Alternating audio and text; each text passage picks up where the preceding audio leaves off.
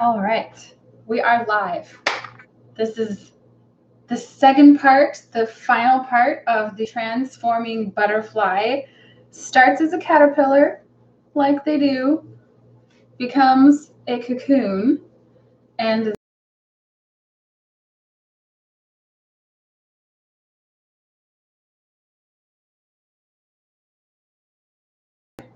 like this. So I've got the basic construction of it. I just want to try, I know it's upside down, but a bit of an up close on the wings. These pieces are just loose right now, all the bits and pieces. So today I am going to be stitching them together, placing them, figuring out where it all goes, and adding the finishing touches like eyes and feet, give the caterpillar a little mouth, and things like that. Bit of a toggle closure stuff. So yeah, I'm going to give you guys a minute to log on and just get all my things in order here. I have elastic for the clothes at the top of the cocoon and the butterfly where that transformation happens, kind of like a sock. And I think I'm going to add a little bit of material to the top of the cocoon. I've been looking at pictures and most of them have some kind of concentric rings as like a sort of bubbly cap to them almost. Hopefully that makes sense. It's not the best description in the world, but yeah, concentric rings at the top of the cocoon. So I think I'm going to add some material for that. And then antennae for the butterfly. I've got some florist's wire and some coated, I believe this is 20 gauge solid wire. There's printing on here, but it's barely legible. Something about the style of it and code numbers. Yeah, doesn't really say. But I think the spool said it was 20 gauge solid and it's just been coated. So one of those, not sure which. I know the florist's wire tends to fray a bit, so we'll see.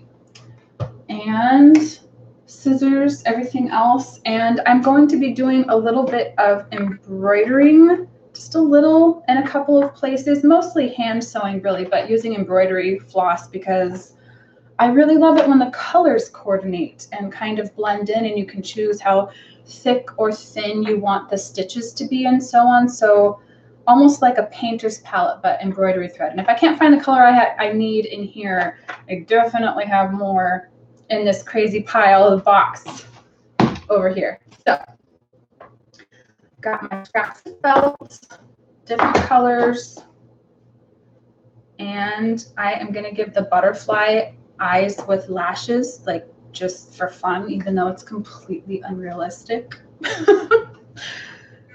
So yeah, here we go. What to do first? I think I might just start on the wings.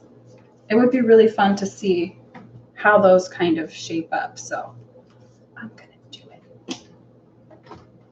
Get these things moved aside. I will do one side, one of the wings, and then wait and give you guys a minute to catch up before we carry on so that you can see how those come together. I have all these separate panels for the wings, and I'm just going to fold them over so that the all of the seams will be on the underside. And since these seams don't have any weight or tugging going on, I can actually trim them much tighter than other places. Okay, so I want to overlap that corner just a little bit so that the seam lines them up. And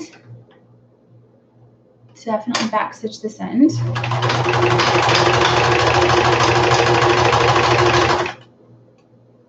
Still lined up.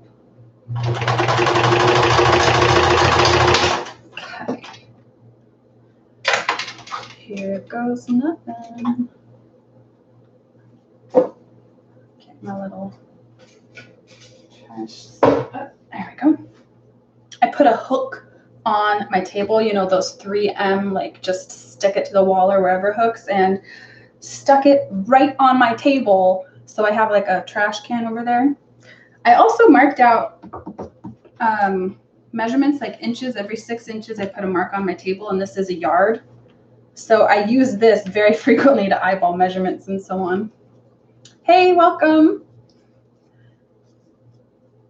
Feel free to leave a comment or ask questions, you know, chime in, whatever you might be thinking or wondering about. Right now, I am stitching the wings together. I'm going to start one of them, and then I'll go ahead and wait a little bit before I do the other one.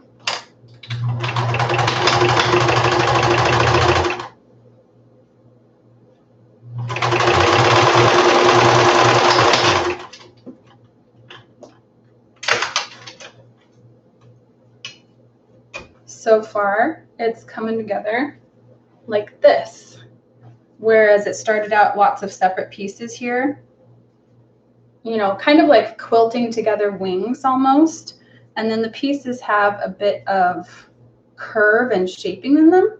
So the startling conclusion. Yeah, this is good. Okay. Get this guy on here.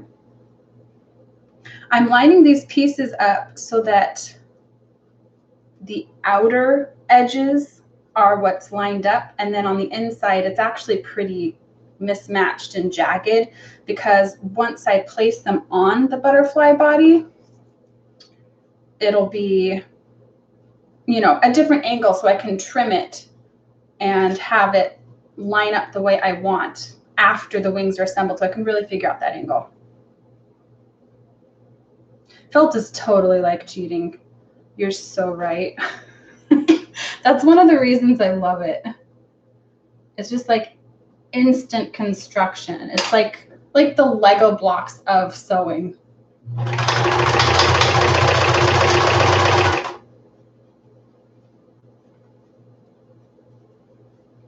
So one more on this panel.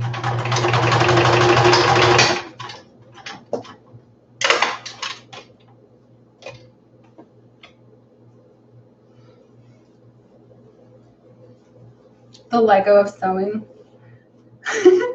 I've heard of kits where they give you pattern pieces cut in your size, like a whole set. Or maybe this is an idea I had and I'm not remembering it correctly. I'm not sure which one it is now. I hope it exists. Pattern pieces to create basic clothing and combinations and things with like an instructional manual of how to combine them successfully, and then you can kind of tweak it from there. But just to be able to pick and choose, like one of those instant fashion designers, but for patterns to make your own clothes. So this is awesome. It's already like kind of shaped, and I might have to iron it a little bit to get it to stay open, because you see it wants to close instead of staying open like that. But the edge of this, if I really flatten it out, is just beautiful. That has turned out wonderfully. Okay, so there's that piece, and I'll be hot gluing the accents on. Maybe if I just like put a heavy book on it or something for a little bit. This box of crayons is pretty heavy. Yeah, who knows? We'll find out. Okay, and the top portion of the wings. Lining it up from the top. And I'm not sure if you can see this very well, but when I line the pieces up, I'm not lining it up exactly straight.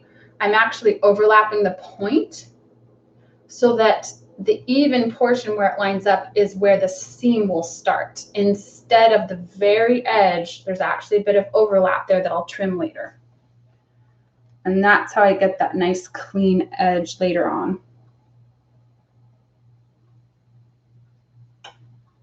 I've got this. It does. It does go right there. Okay. So line it back up again. And these pieces have a lot of curves, so it's lined up straight at the top, but at the bottom, I'm going to have to scooch it over before I keep sewing. Here we go.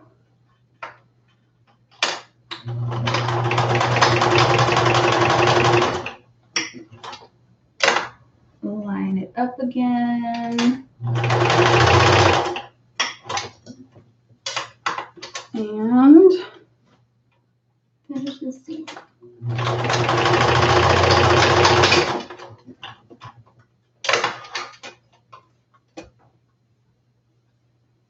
Okay. So here's the first portion of the top wing. So far, so good.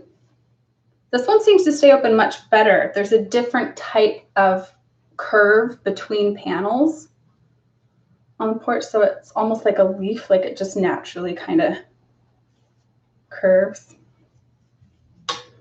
Move these aside and get this going.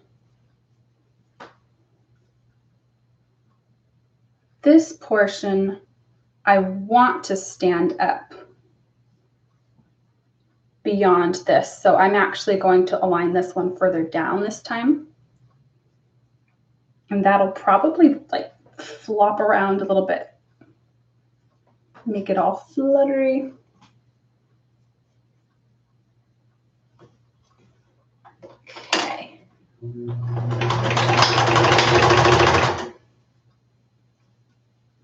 Yeah, these felt pieces really do skidge around a bit as you're sewing, so you gotta be careful.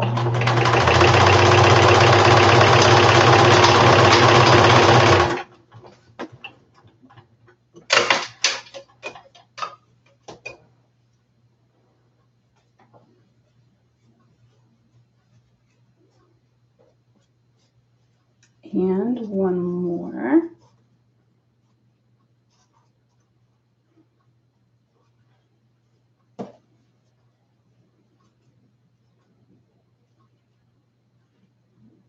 Line to set that up and to the edge. One more.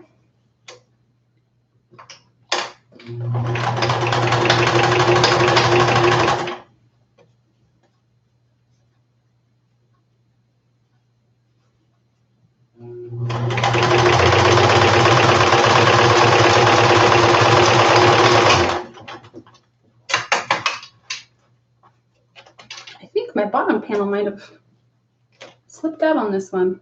Nope, just barely made it. Oh, thank goodness. Okay. Just barely made it. So there's the top wing.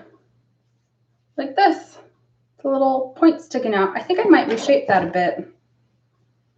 It really stands out pretty starkly right there. So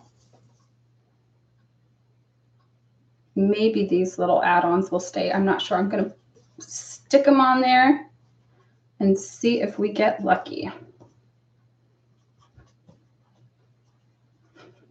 With the yellow accents on, the top portion of the wing actually makes a little more sense. So that's cool. Okay. Uno and dos. Ta-da! Like that. There's one of the full butterfly wings on one side. That's awesome. Okay. Heavy box did a little, but not a lot. That's okay. We'll figure that out in a little bit. Okay, so I want to add some of those concentric rings to the top of the cocoon and some legs and a mouth and eyes to the caterpillar.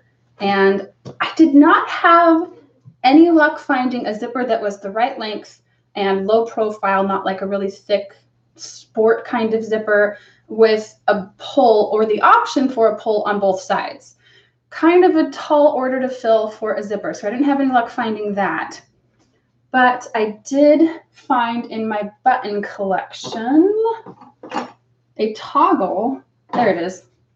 So just like a simple like stick button, which I think will fit in nicely with the style of this. And then I have some leather cord to just make that really simple, and I can stitch that on.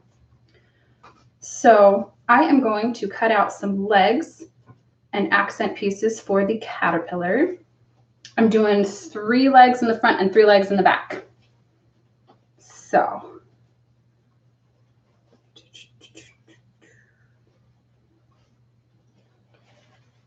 get that all stuffed in so we can see them here. It's kind of fun to see the caterpillar right next to the wings. Can you see that? It's funny. Okay. Felt. I know I'm going to give the butterfly teal eyes with little lashes to match the wings. And then for the caterpillar, maybe like a little orange mouth and a slightly different green for the legs and simpler eyes, like maybe just little black eyes on the caterpillar here. What do you think? Maybe? Maybe. Caterpillar mouths. All the caterpillars I can think of have those like, just like grabby jaws, kind of. So I think I'm going to do that. Just like a simple grabby jaw mouth. Yeah. All the way down at the bottom there.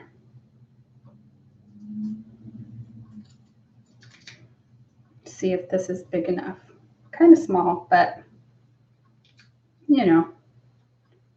So round these in, almost like fangs, but softer.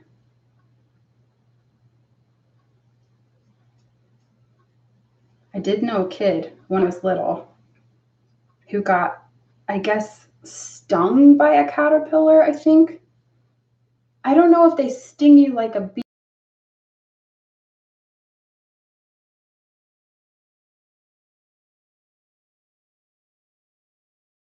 Tails or abdomens per se, because they're kind of just one piece a little bit.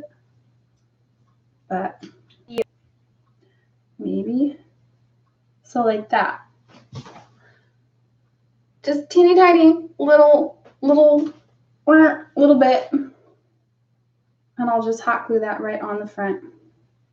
Tiny bit of hot glue. Don't want that to be too big. And I think I'm going to add a second layer, just like a little orange dot up at the top to kind of top it off. At the top, top it off.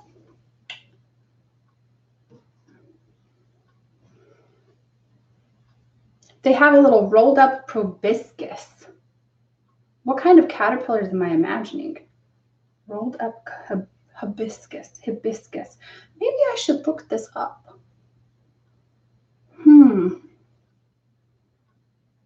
Okay, now it looks like he has a little nose and a mustache, which is cracking me up. Let's stay for a minute. Look at this guy. Ah! Highly characterized.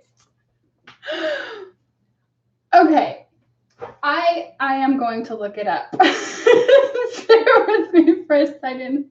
I swear I did in fact look at pictures of caterpillars, but I'm remembering Jaws, and Gabriel is telling me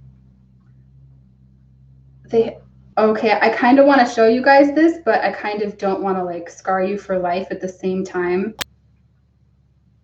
Yep, Nib Nabby Jaws. You can look it up if you want to see. I just Google searched caterpillar mouth. I think we're going to go with the nose and mustache. And I'm so putting a proboscis on the butterfly. I totally forgot about that. I wonder if one of these would work. I don't have brown florist's wire, but I have this green and I have white wire, or I could even create like a felt tube and put that over the wire so we can curl it up. I wonder if I have pipe cleaner somewhere. I know I have at one point, but I don't think I do anymore. Yeah, we'll figure it out. We'll make do. Okay, before I actually attach these things, I should probably cut out legs as well, but oh no, didn't get a notice. Yeah, YouTube does that a lot, huh? It's like I let you know afternoon 2 o'clock, and so right at 2 o'clock, like timer. All right, hitting go, ready or not. Oh man. Hello, Hannah. Hello, Mikio. Hello, Gabriel.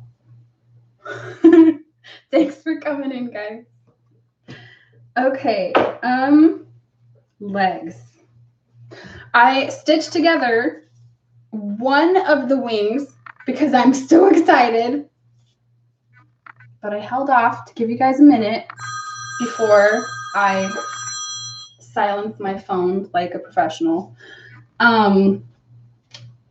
Yeah, I held off on the other wing, so you haven't missed it. You haven't missed it. I did one at the very beginning, so you can go back and rewatch that if you want to catch that little bit. It's only been, what, 20 minutes? Gosh, okay, apparently I'm fast. But I am now creating a mouth and some little black eyes for the caterpillar. Hey.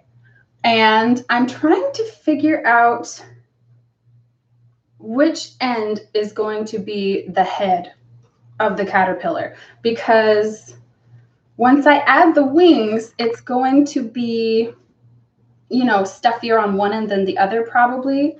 Like most of the bulk right now, it's pretty even actually. If I think about it, currently it's pretty even. All right, so which end is flatter? Because the round end will naturally look like the end of a caterpillar. The flatter end may need some help. Yeah, that's the head. Okay. Details, details, details. I don't know. I love the details because that's where it really comes to life. Like every little thing adds up into a big picture, and the more detail it has, the more you can dive into. So I tend to put a lot of work on the details on things. And this is the fun part because the basic body of it is all set to go. So mouth, and there should be a scrap of black here somewhere. I'm going to do little black eyes, little blue eyes. I'm going to put eyelashes on the butterfly eyes. So it doesn't have to be completely anatomically correct. If you have ideas or preferences, let me know. Wait to decide till the wings are in. That's probably a good idea. Yeah, but I've got the pieces cut out.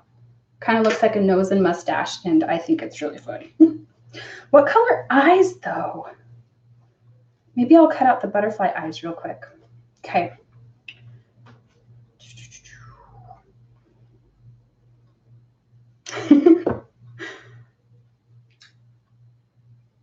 All right.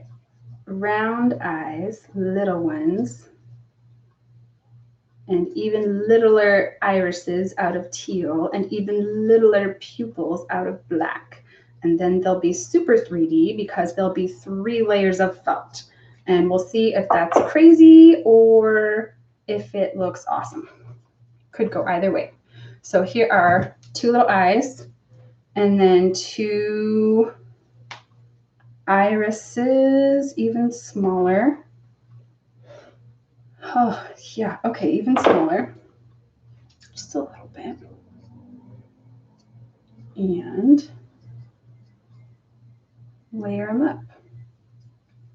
I guess with kind of cartoon eyes, sometimes you don't have to add a pupil and it still looks fine. So we'll see if that makes sense in this instance or not. Ah, too big. The iris is the size of the whole eye. Doesn't work. Yeah, I think the lashes would be really cool too. Just like, it's kind of silly. It's like a magical butterfly with whimsical colors and spots and things. And butterflies look all kinds of ways in real life anyway. So I know we can get away with it, but eyelashes, super fun.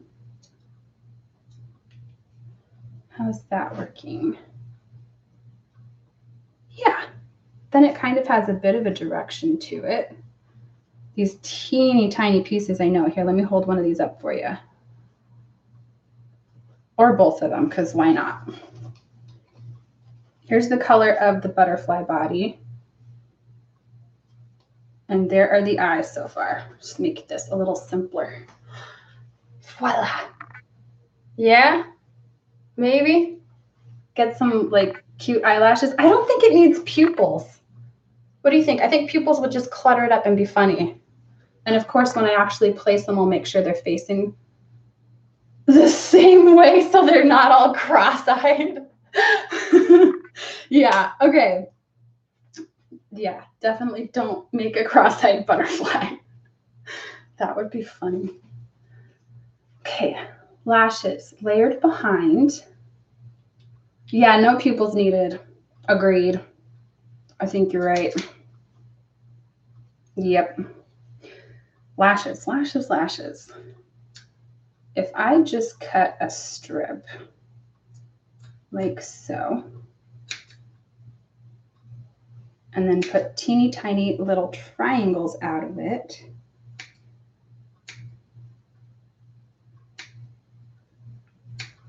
teeny, teeny, tiny. Oh boy.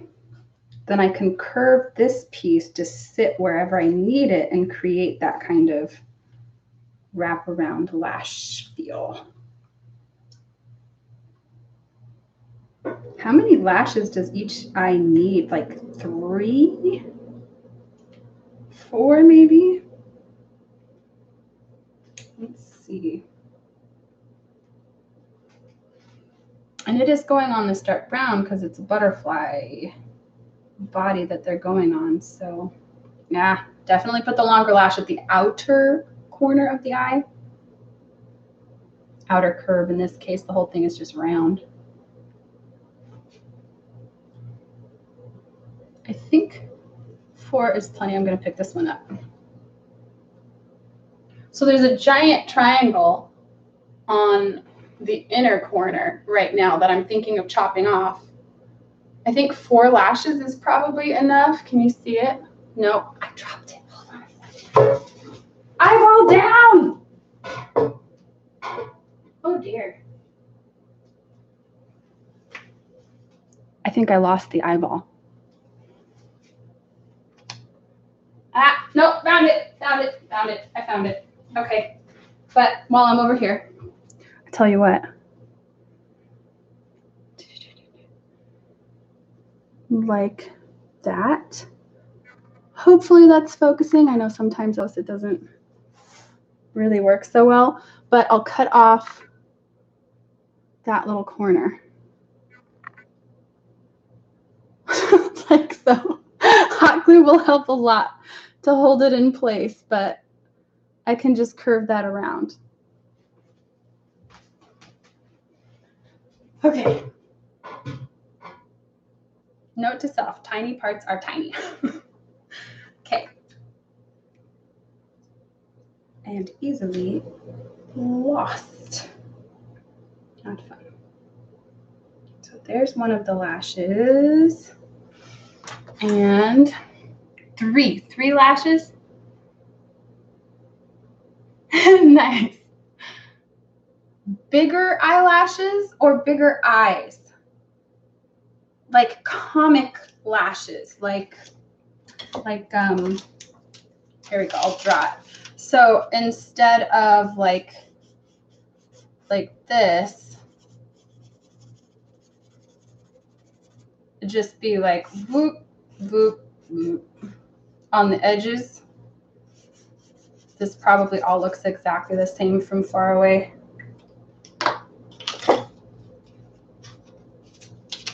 I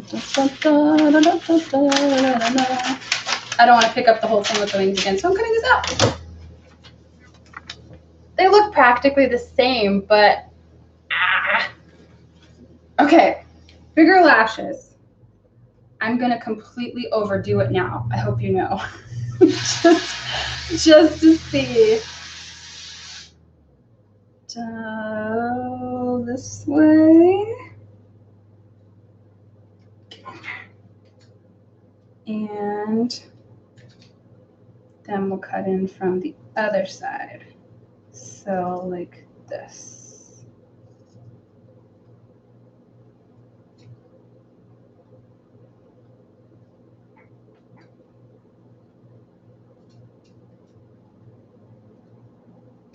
Ha! Okay. That tiniest lash looks like it might just get pulled off. If you can see that here, I'll hold it in front of my face. Like this one looks like it might get pulled right off. So I might have to recut that, but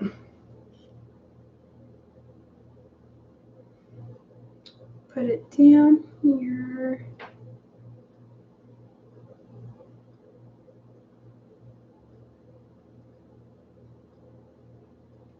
Oh, come on. Like that. Yeah? Maybe? One attractive bug. I think this is good. I think you're right. 3 lashes, bigger. Crowdsourcing a transforming butterfly is one of the funnest things I've ever done. Oh my goodness. This is awesome. Okay. All right. So another one of those. And this little guy, I can trim up a matching set and just set them aside for some other project. But right now, let's see, how big is this? I'm going to use this for a pattern real quick.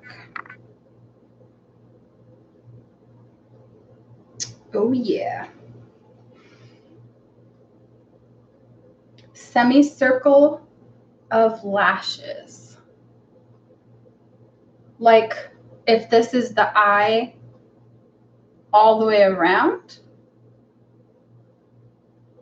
like a solid piece, but then just like fringed or something. I'm having a hard time picturing that. Yeah, it shouldn't be a high stress area, Hannah. I don't think. That's a good point. Thank you. It shouldn't be a high stress area.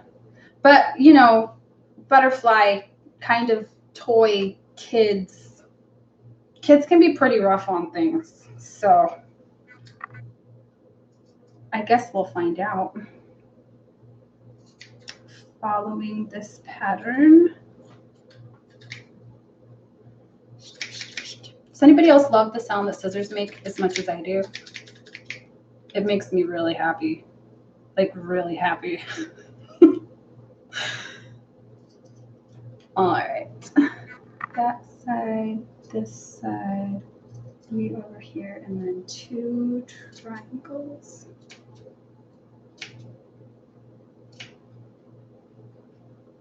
And then tune it up because these are not points, these are squares.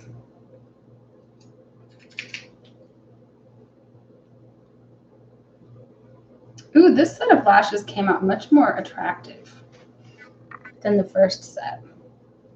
But yeah, no, I'm recutting the first ones. Bear with me. Goofy glasses with plastic lashes. Yeah? Maybe even out of a different material? I don't know. I don't know what I would make it out of besides felt.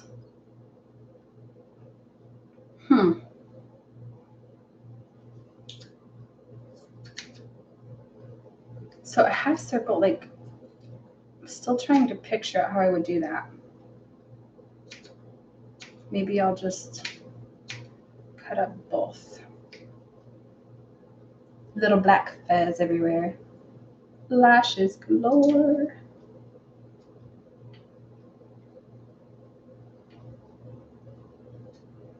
Oh, come on. Teeny, teeny, shiny. Okay. So we have, trim that up. Nope, you're not even, all right, I'm gonna have to cut myself off at some point because I could just be perfecting lashes forever. This is crazy town. Okay, one more.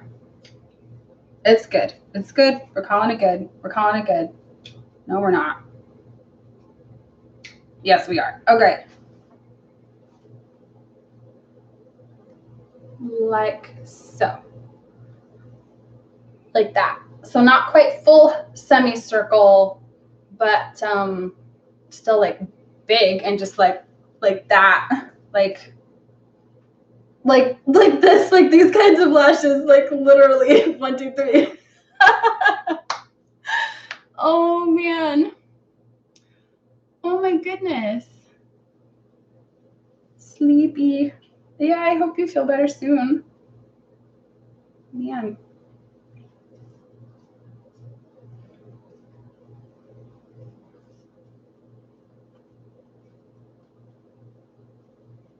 Okay.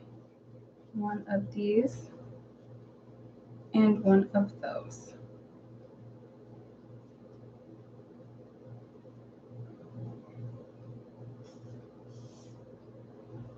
And the base of these lashes is wider than the eyeball itself.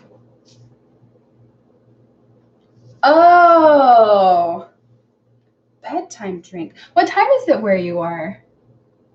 Or just like nap time? Naps are nice. Naps are so nice. Oh man. Okay. Butterfly. Here's the set together. And then I'll worry about trimming the edges of the bottom of the lashes when it gets closer to actually putting them on. Hold on, this is funny. Almost. This is so weird. I got it. Okay, there we go. Couldn't resist. Okay, eyes for the butterfly. Proboscis for the butterfly, also out of black, I think. And then legs. Oh, the butterfly needs legs. Yeah, the butterfly is getting legs. Okay. So for that, I think just simple tubes. Just like roll the felt in thirds and stitch straight down and just like let them hang off. So could probably get all 6 legs out of 1 tube length. Okay. Rotary for that for sure.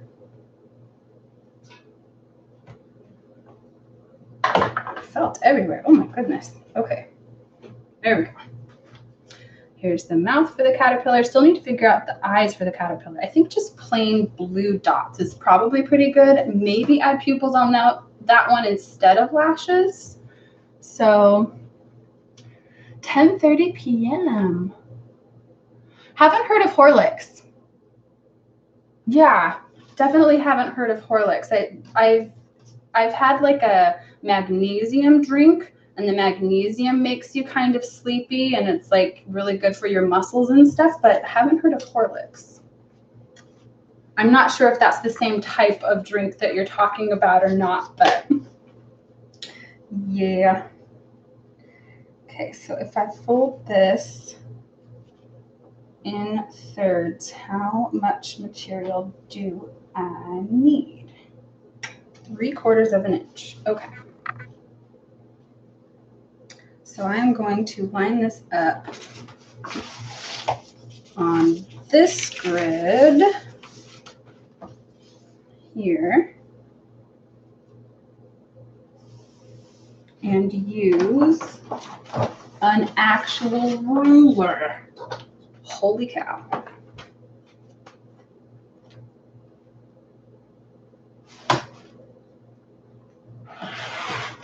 Shazam. Okay. Fold this guy up. Eye shines. I hadn't even thought of that. I always forget about that part of illustrations. That would be so awesome. Definitely eye shines on the caterpillar. Sold. Okay.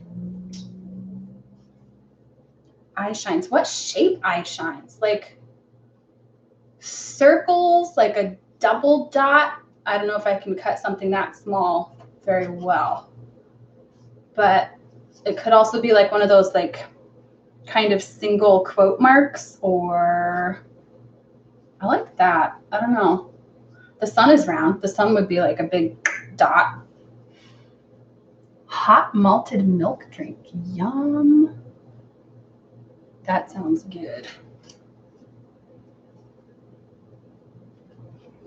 Okay. Well, this is being all tricky on me, but I'm just going to have to set it in. There we go. Okay, that'll hold it, and then I can just fold and stitch as I go. I'm just creating a tube. So if it were jumbo, it's like if this is the strip of felt, I'm folding it in thirds and stitching straight down that whole thing to create one long tube for the legs.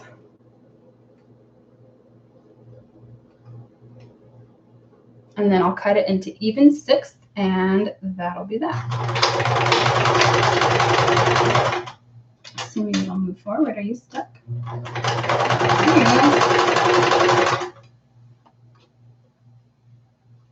Nobly knees.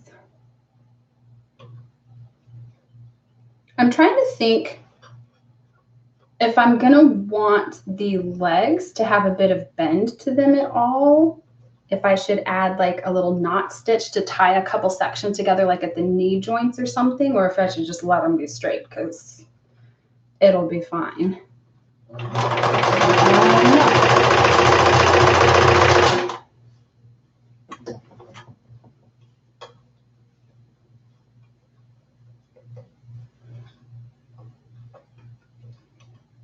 They're probably fine straight. It's just one of those things. I might have to pull out a pair of tweezers. Yeah, tweezers. If I know where those are. Nope. Okay, next best thing. Needle nose pliers.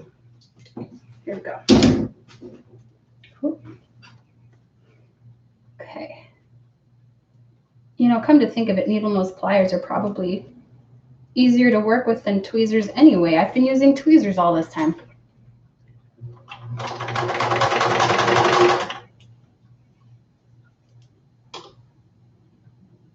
You guys have any weird hacks like that when you're crafting like some odd tool that's meant for something completely different? Like sewing with pliers. I love that stuff. I get a kick out of it.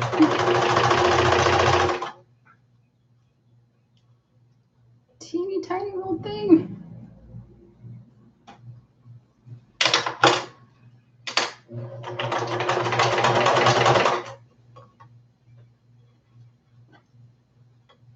Firefly Teddy, like Firefly the show?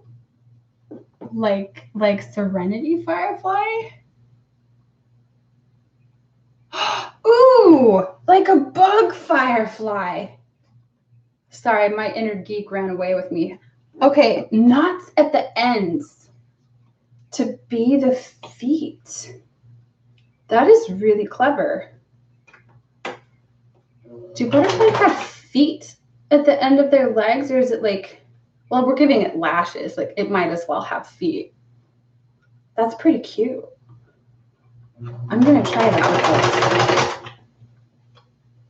Okay, how far are we? Oh my goodness. All right, 2/3. We're 2/3 of the way through this thing. Teeny, teeny, tiny little tube of felt. Oh, get in there, come on.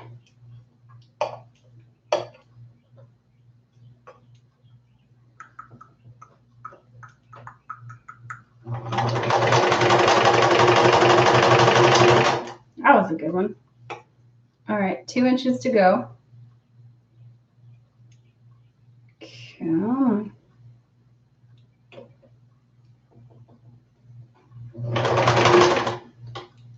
Over here.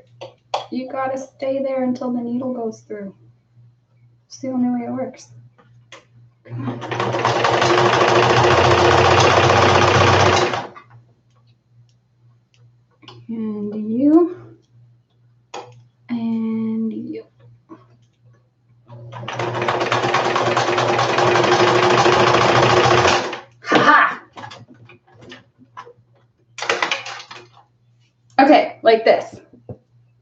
So it's a nice thick thingamabobber. And then, okay, if there's a knot in the end to be a foot, then I'm going to have to do this again for sure. I'll probably do it again for the caterpillar legs anyway, but okay, tie this really tight down at the end. So it's like that. That's really cute. Just like a little extra nub as opposed to, let me get this out of the way. To like that. Like here's a white piece of felt. So here's straight versus knotted. I love it. I love the knot. Oh my gosh, thank you, Hannah. That's awesome. That is super awesome. Okay, how long, let's see, Cocoonify and butterfly.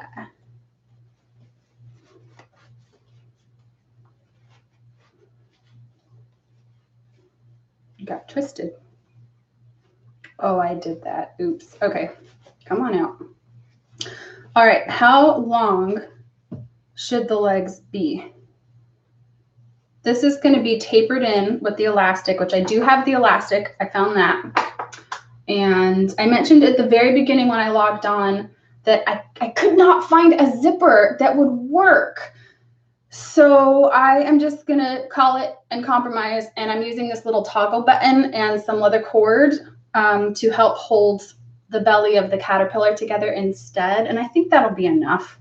It's just a simple little, like one moment and then transform again. So it should be fine. Okay, butterfly legs. Like, here, hold this up for a sec. Like short-ish, longish. I think about like that.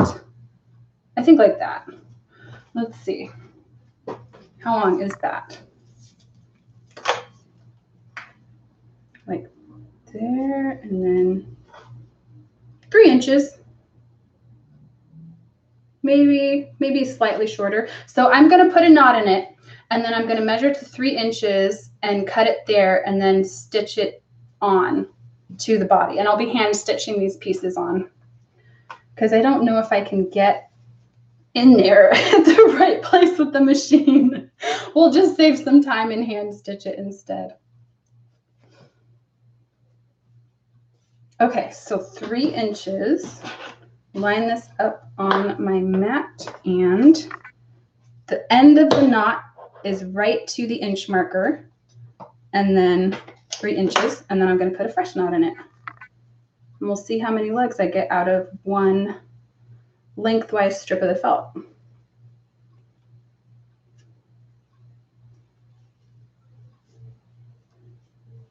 Is that going to stay? That'll stay. Okay. Here's another one. 1, 2, and 3. You know, these would be really cute for the antennae too. And felt, if you like really work with it and shape it for a little bit, it tends to hold that better. Like shape it more than that, but like it wants to curve, whereas before it didn't. So those could be really cute for antennae. Hey, Leroy. That's your pug, right? If I'm remembering correctly, I think. Cool. Okay. See if I can get one more, probably, and then that'll be it. So I'm going to have to do another one of these for the other half of legs and another one for the antennae. I like this better than any other idea I've had for the antennae, and then I don't even need to put wire in it to get them to stand up. That'll be really nice. I'll put wire in the proboscis instead. How are we going to do that? The proboscis might as well be this way too. So if the proboscis is brown, just like the rest of the body, but I can put the wire inside before I fold over the felt and stitch it. Just have to be really careful of the needle. I might put my glasses on for that for a minute. Okay, so here's one more leg, like so. trim it. And yeah, we're left with a very generous inch. An 1.5 inches. Okay. So here are 3 of our legs. And then I will cut up 2 more strips of that and do the other 3 legs and the antennae and the proboscis. Yes. Okay. Here we go. That means I'm using the ruler again.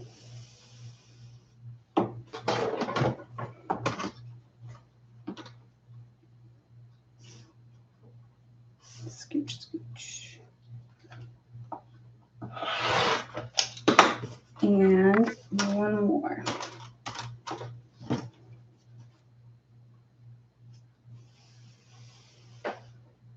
So the cocoon right now is definitely the plainest portion of the whole thing. And I think I'm going to add some concentric circle sort of thing to the top. So it's like one of those like bubbly kind of tops, because the cocoon isn't quite as tall as the butterfly body already. And then it should look more like a cocoon that way with a little extra shaping at the top, because right now it's just a very plain cone. And I've been looking at pictures of cocoons too, and they all seem to have rings around them. So I think I want to add some of that detail to the cocoon just to give it a little love and keep it all, you know, in the same realm so it isn't so plain for that middle transition.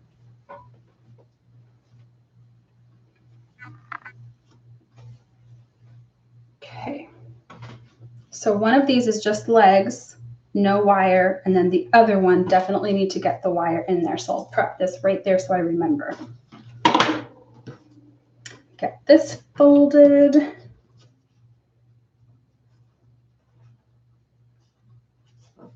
That sounds like a really cute firefly, like knotted ends. Like what does the rest of it look like? Like what is your son's firefly made out of? I'm really curious now.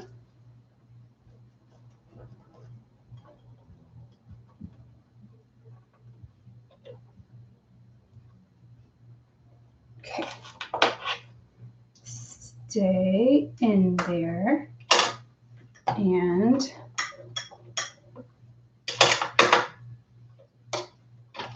okay.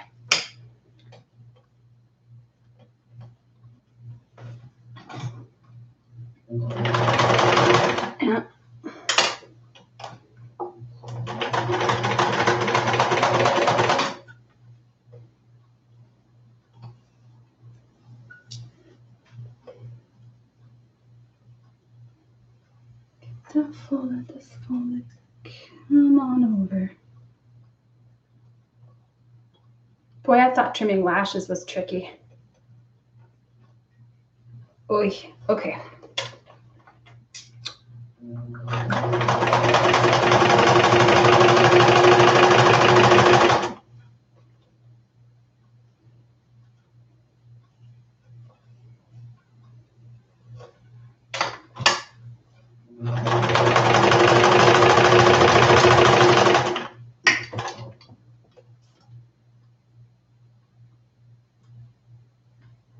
Oh, I love those.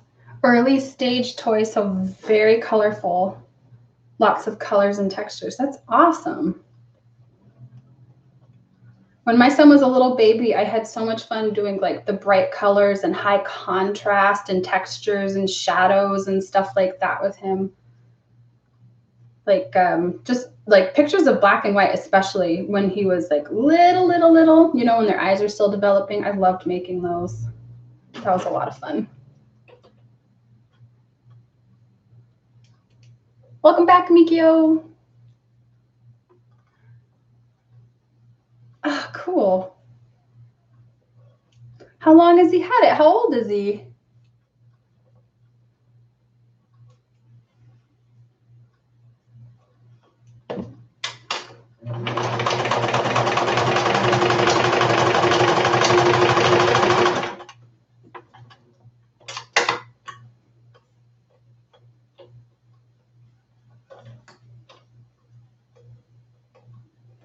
Okay. You haven't missed too much, Mikio. I'm just stitching up another tube right now to get the rest of the legs done. We went with the knots at the ends, little 3-inch lengths, and so I get 3 out of each strip. And then I'm going to do one more to do the antennae and the proboscis, just to keep it all simple and kind of uniform, you know, like all in the, I think I already said that, but all in the same realm, basically. That's sweet.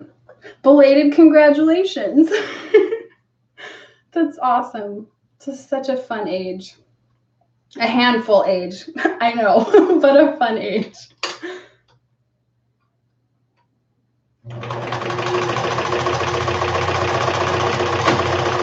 Oh, snapped a thread. All right then. Rethread you. I'm definitely one of those people who insists on high quality thread. And I think this is one of the spools that I was gifted. And so I just happened to have it and I was using it because I try to use what I have. So if I'm making a prototype, I'll just use that. But cheaper thread definitely snaps more often because I can't remember the exact term for it, but the thickness of thread when you look at it really close is thicker and thinner in places. And so it has weak points in the tension over a longer span of the thread, and it snaps a lot more. Okay, back this up. Where did you end? Right there. And you're still good. Okay. All right.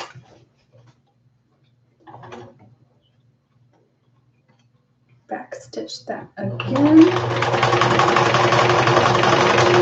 And here we go. 3 more inches on this tube, and then there's 1 more to go. Which, come to think of it, I might have to recut a little wider because if I'm going to be stuffing this wire in there, there's not going to be a whole lot of room for overlap.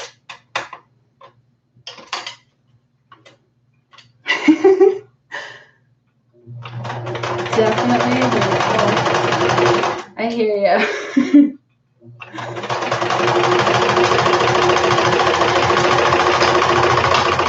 Okay, there's the tube. We'll mix it up and put the knots in this guy. Trim and trim.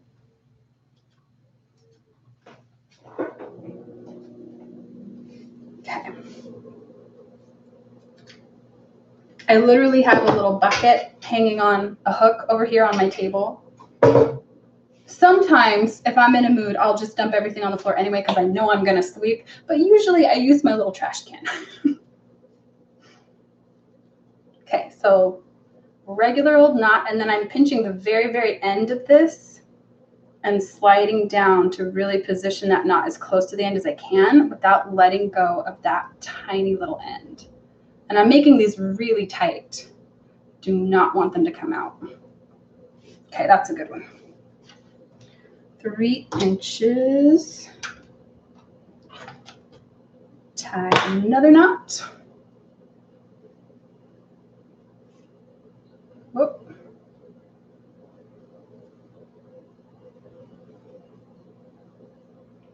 Knots are such interesting things. Like you can do so much with simple knots, like giant macrame illustration curtains, like navy, you know, boating and sailing and so on, and all the different like stretchier knots, sliding knots, stable knots that don't go anywhere. Like I just think it's fascinating. So many knots.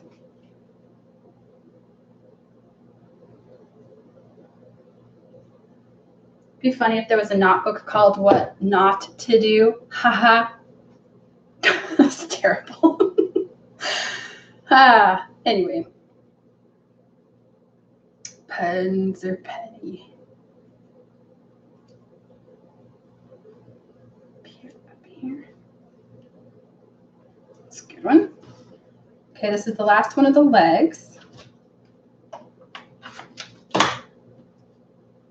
There we go. All 6 legs. We've got the eyes. We need antennae and a proboscis. And let me see if this is going to work. So let me move this out of the view for you. I'm wrapping this around to see.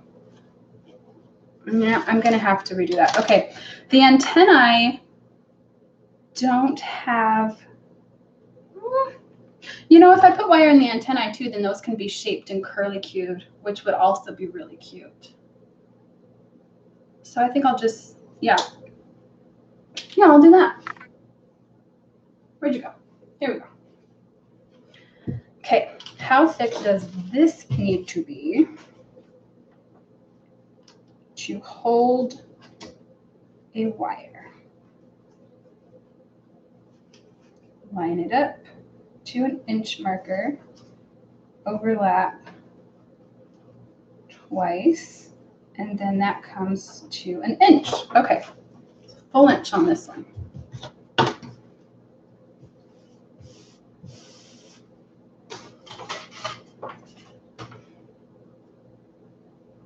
Oh, what's his name? Names are awesome.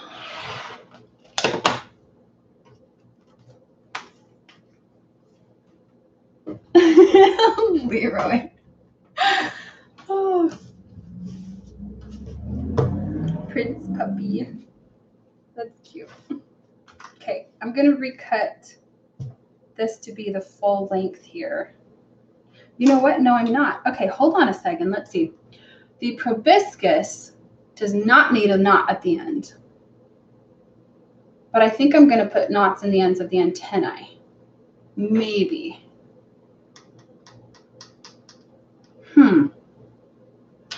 I don't know. I'm definitely not going to be able to put a good knot in it with all of this together. Just do like cold turkey test here. I mean, kind of. This wire is very forgiving.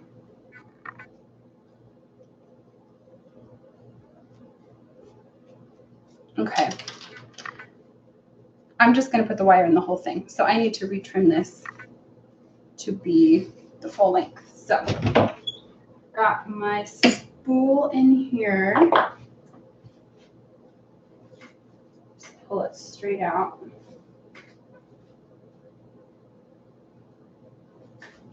There we go. I have all my spools and things on tension rods in there. Finley. That is a good one. Finley. I don't think I've actually met a little boy named Finley before. Like I've seen that name in like name lists and whatnot, but I haven't actually met one. That's awesome. Hey, Bernie. No big deal. Glad you're here. Thank you for coming. We are working on legs and antennae and proboscis for the butterfly. And we've got eyes cut out and much deliberation over the lashes. That part was fun. So, yeah. I am stitching up teeny tiny little tubes of felt now, which has proven to be quite tricky. Especially because this one has a wire inside of it. So let's see.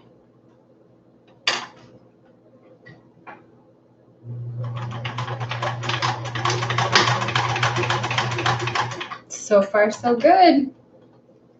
Probably going to have to replace the needle after this, but... And I could insert the wire after stitching the felt, but I don't want to risk the gap between sides being too small and not being able to get it in there, so I'm just doing it this way anyway.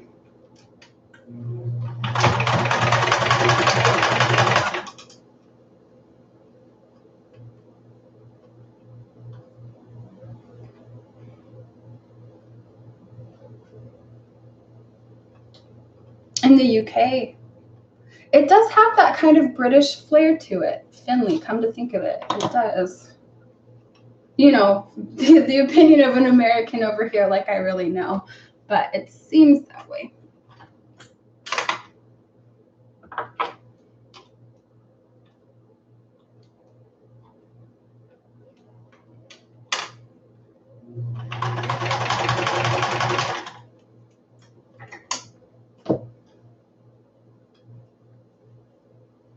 Such a snaggly kind of process.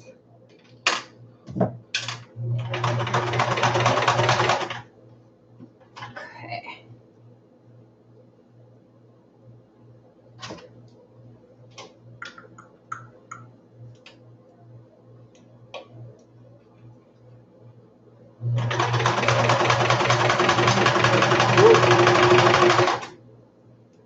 Over here.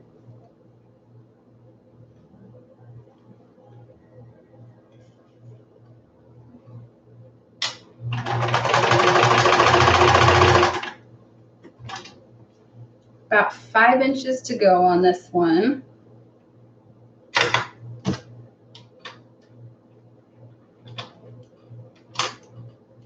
And going well so far. It's looking good. Definitely thicker than the other ones, but I think that'll be all right.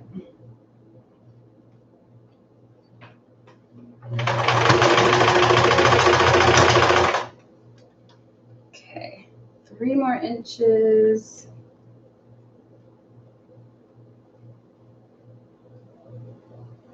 Welcome back again.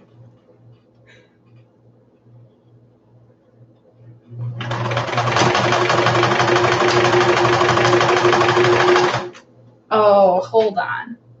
Okay, we gotta back up. This is not catching. There we go.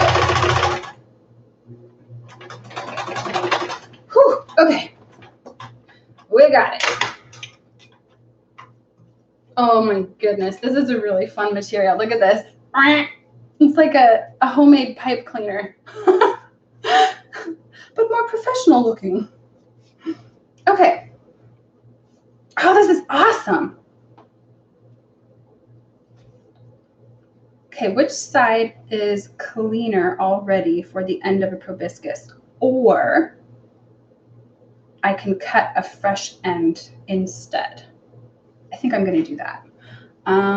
Junk scissors. How long does that need to be? I am going to twist up one end to get an idea of how long it should be. You think like this-ish? Is that too long? Maybe like that. So that leaves this much to be the antenna. Just plenty. Yeah, even if I put a couple knots in that. I don't know if the antennae need the knots. I'm kind of on the fence about that one because I like that the knots on the legs are the feet. And then if those are the only knots, then it really adds to that illusion. Yeah, okay, here we go. There we are. So here's a proboscis. And I guess it doesn't matter which end is the tip of the proboscis because it's curled inside. It kind of looks like a fiddlehead fern almost. Oh, that would be really fun to make, like a felt fern. Oh my goodness. Okay, we're making a butterfly right now. Focus. Let's see. Okay. So these are the antennae. The raw ends do seem a little funny to me, especially with the wire poking out. So if I pull these up, I'm going to try to put some knots in them anyway, just to see what that looks like. So, oh yeah, much trickier. Okay, I'm going to have to hold on to this with the pliers.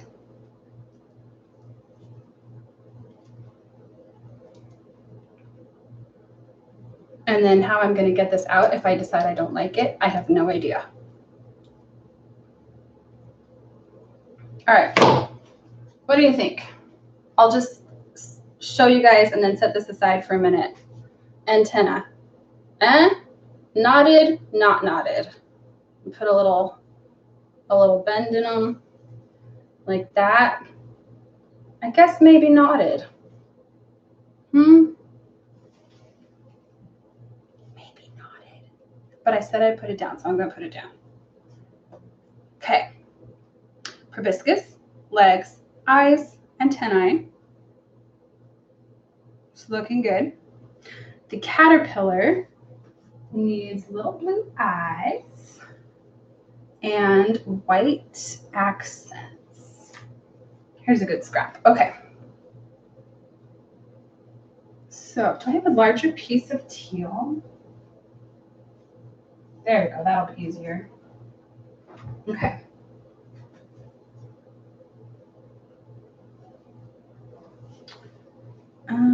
Yeah.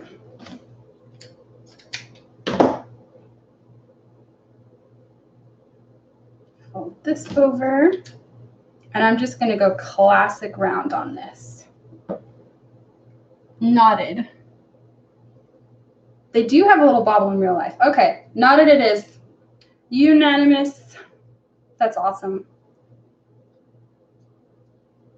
Thank you guys so much for hanging with me and doing this. This is so much fun with you all, like chiming in and helping make decisions. Creative process, like taking something that's just wide open and narrowing it down. You have to make a decision and move forward. And sometimes that's the hardest part. Okay. Flip this inside out. So we can see the caterpillar again for a second. The more I flip it back and forth, the easier it gets. And I know some of that is probably because I'm getting used to the motion, but the felt itself is like morphing and allowing that transition to happen more and more smoothly. So it just gets better and better. Put that little toggle on in there. Legs, we've got eyes. Okay. Here are the eyes I just cut out, the little mouth. What do you think of the size of those eyes? Huh? Bigger, smaller? I think I'm kind of liking it. And then we just need to figure out the like the sheen to them. So I will leave that guy right here and cut out little bits of sheen. I'm thinking like single quotation mark. Hive mind. It's a good name for it. Oh man. Do that 2 at a time. Here we go. It's for about that size. Itty bitty little things. Oh, I'm using the wrong scissors. I have so many different scissors. I swear I can tell by the feel of them what I use them for. Because, you know, if you use scissors on metal, they get those little nicks and things that catch. Whereas, like, my fabric scissors are just smooth as silk. And then I have, like, trimmers for embroidery thread and, like, pinking shears and kitchen shears. And I never overlap them.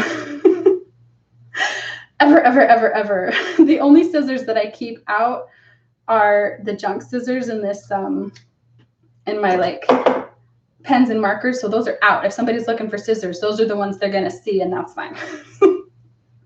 My mom was the same way. Maybe I got it from her. She had special personal scissors for just her, and then the community scissors that everybody in the house could use. And now I totally get it. All right. These are going to be way too big, but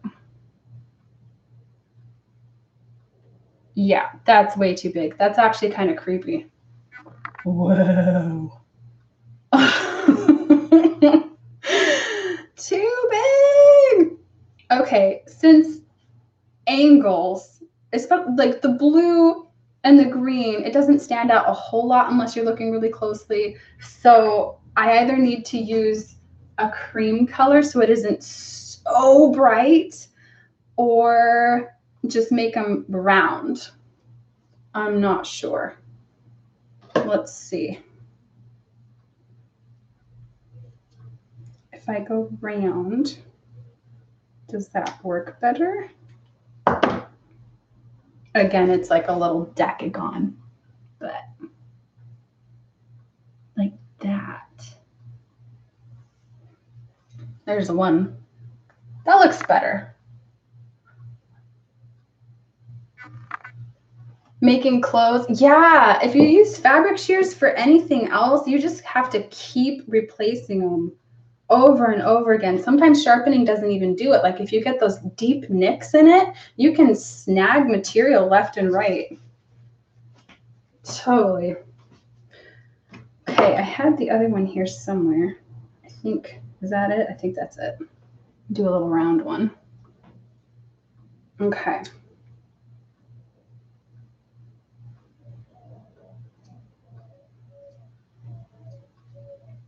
Itty bitty bitty. Almost need tweezers to hold this while I trim it. Is that the same size? And then, okay, sheen, wherever it is on the eyes is going to be the same on both. So it isn't like mirrored. It's like to one side, right? So, oh, come here.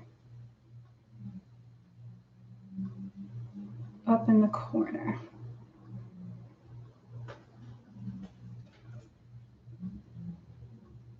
Okay. How about like that? That looks better.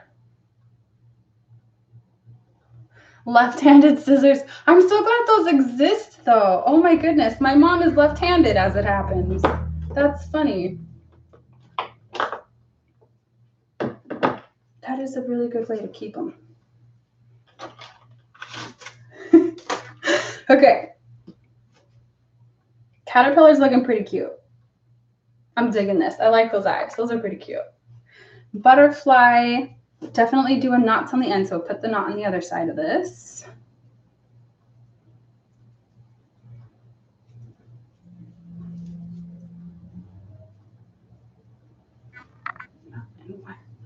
Okay.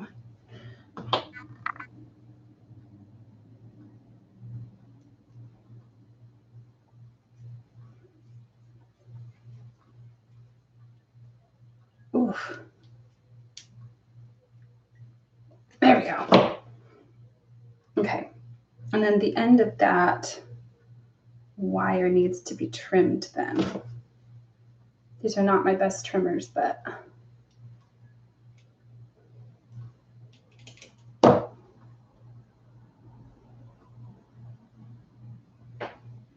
it snapped in there.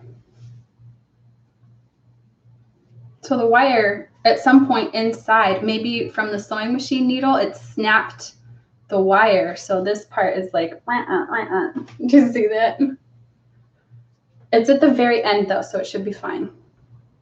And then these are just gonna be like that, just hanging out. And I'll stitch it right onto the head of the butterfly. Okay. Antennae, proboscis, eyes, legs. The butterfly has everything it needs in addition to the wings.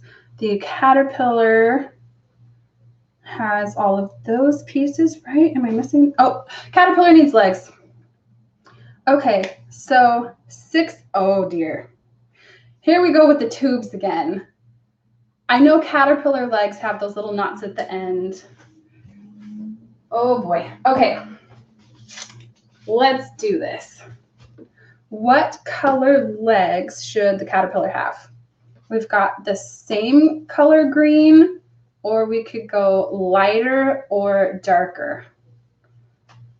I'm inclined to go same or lighter, but could be from when I tied the knot. That's true. I did put a fair amount of force on that to really tighten it up at the end. That makes sense. So one of those for the legs, and then the toggle at the end. And then I'm trying to think what else we're doing with these. Okay, I'm gonna mull on that a minute and give you guys a second to chime in, and then I'll work on the wings while we're figuring that out. Did I show you?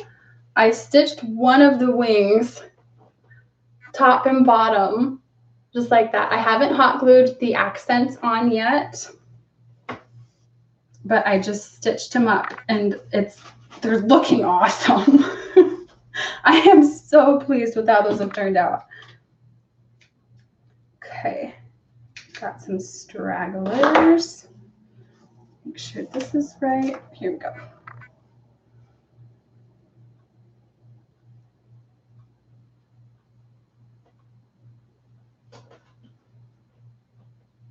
Caterpillars don't really have legs. They have something though. Like it always seems there's like 6 in the front and 6 in, am I thinking of an inchworm? Like they have little nubbly things that like, how do caterpillars move? Not like that. They definitely don't move like that. I don't know.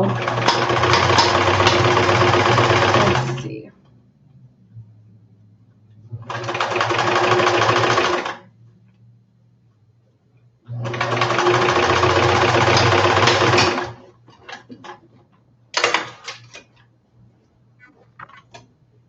Okay.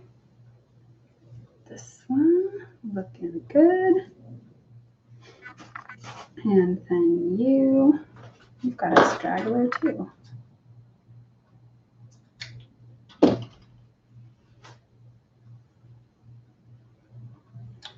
Darker on the bottom. If I go with the darker legs, it does kind of have the effect of like a baked on drop shadow. Is that what you would call it?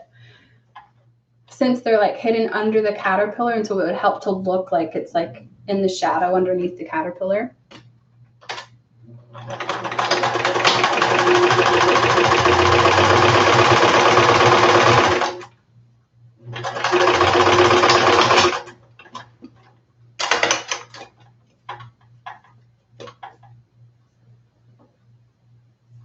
Nubbly things, yeah. Oh, I missed the felt right there. Okay. Get back here. Let me just stitch you up for real.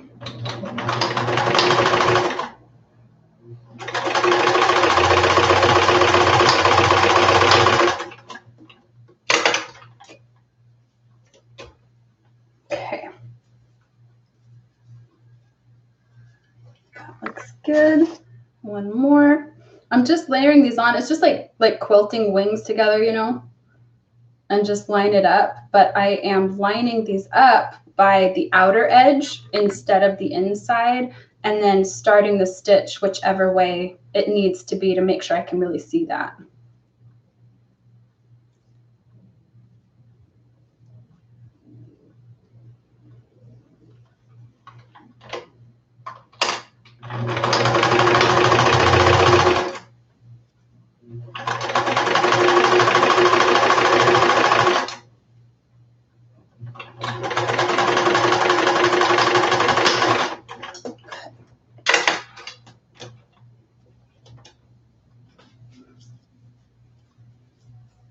So here's a bottom portion. These bottom ones, for whatever reason, the edges really like to fold in. So I might have to iron those seams open to help it to lay flat-ish. I mean, wings do have some shaping to them, but there's that one. And then start on the top.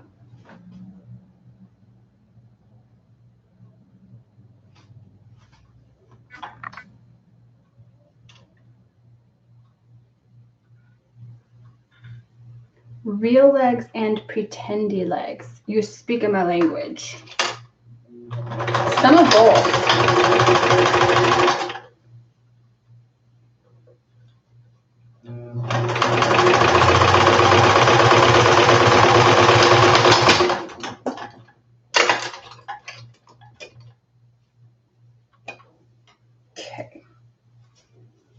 set you guys aside so that we can get this one.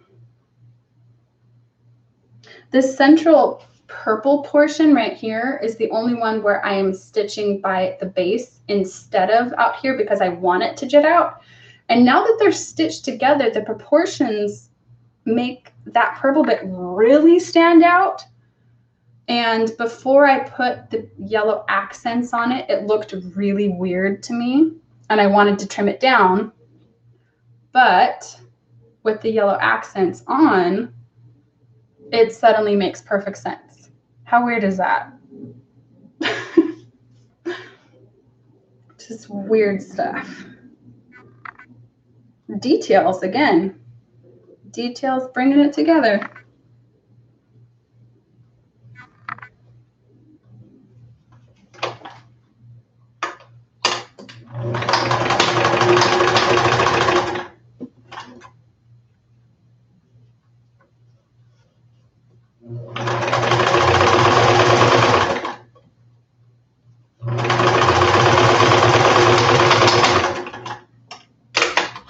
One more panel on this guy.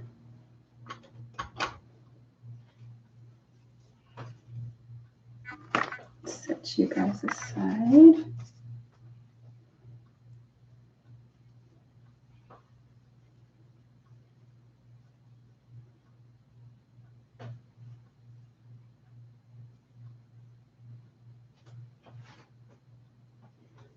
And this one.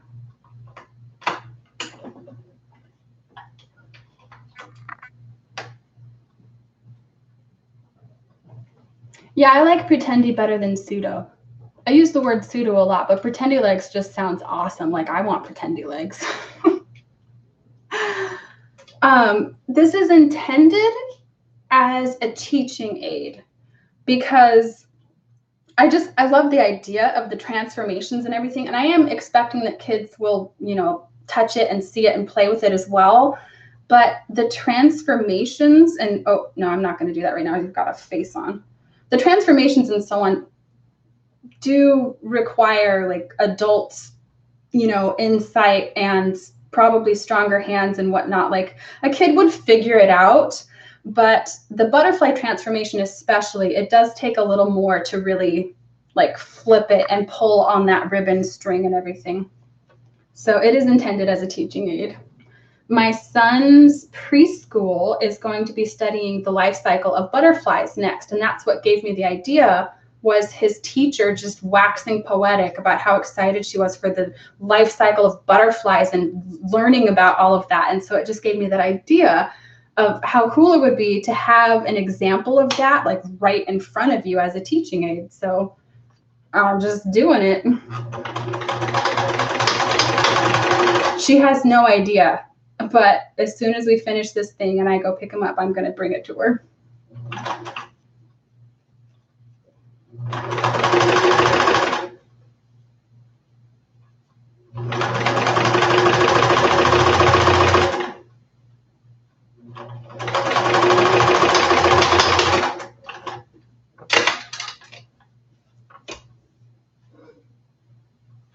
Thank you. I hope so. Okay, I'm going to get these guys placed back on.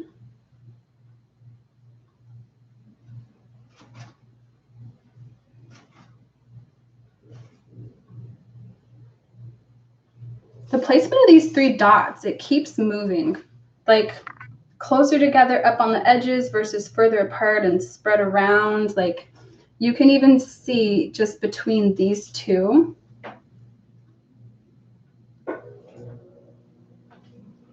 The difference just a little bit, like, oh, there we go. Like off to this, this one, off to the side on the edges all together versus like down and spread out. I think I like this one better, whether all together on the edge. I think it looks more butterfly-like.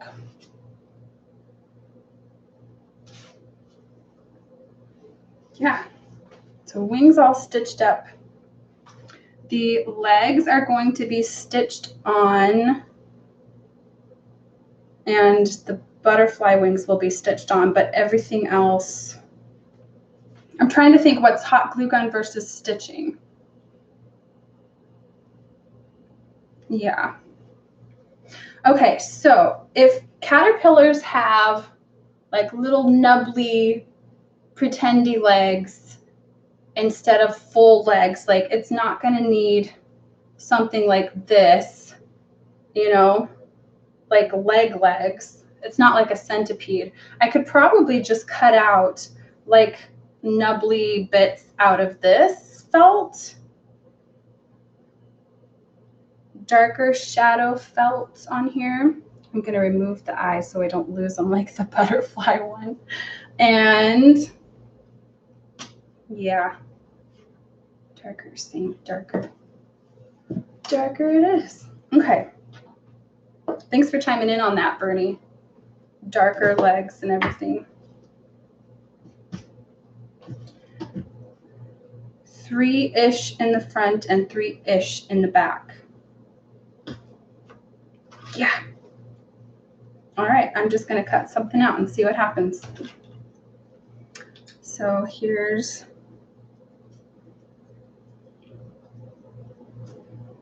one, two,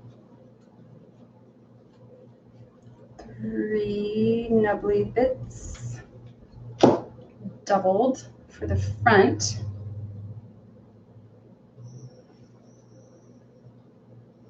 So it'd be kind of like that. See if I can hold this and show you at the same time. Like that.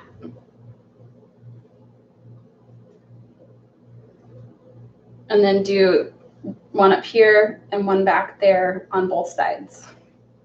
I think that'll work. And then the way I can stitch it on can add a little extra shaping. Like instead of just being flat, I can bring this together to kind of make it even more nubbly.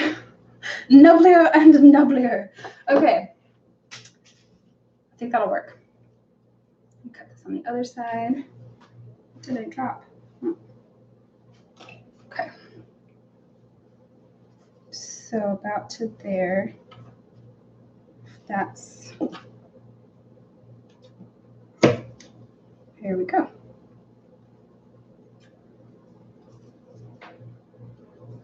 One nubbly,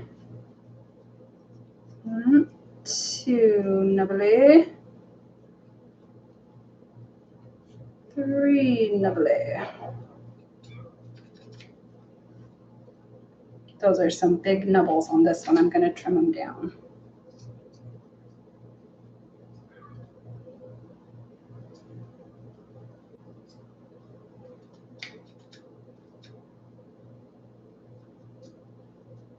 There we go.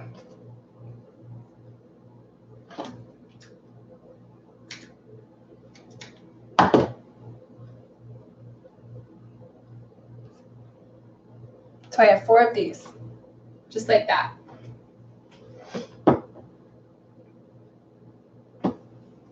Thank you, Hannah. Okay.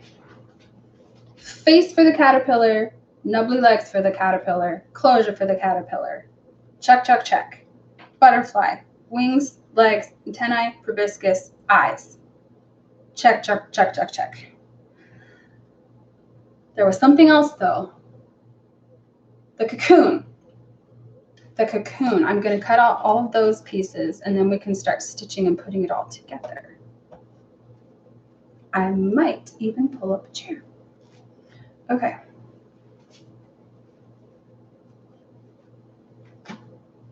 Cocoon, cocoon.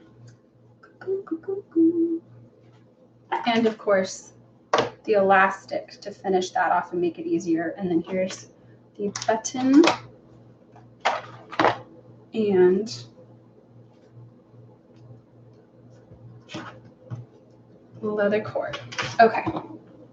So when it's a cocoon, it's pretty plain, just like a cone, and it'll have some shaping at the top already from the elastic, but I think I want to add some kind of rings to it to make the top even more cocoon-like when it's open like this. And the funny thing is, okay, you can see the back is wide open when it's a big cocoon like that. And I kind of love it. Like you can stretch it and hold it so it's smaller like a cone, but it looks more natural when it's full. And then you can just put your finger up inside what was like the caterpillar like that and just hold it like a cocoon, and it just like hangs out. So it really only needs the closure when it's a caterpillar. So you can see the butterfly body, the piece of it comes all the way out to here.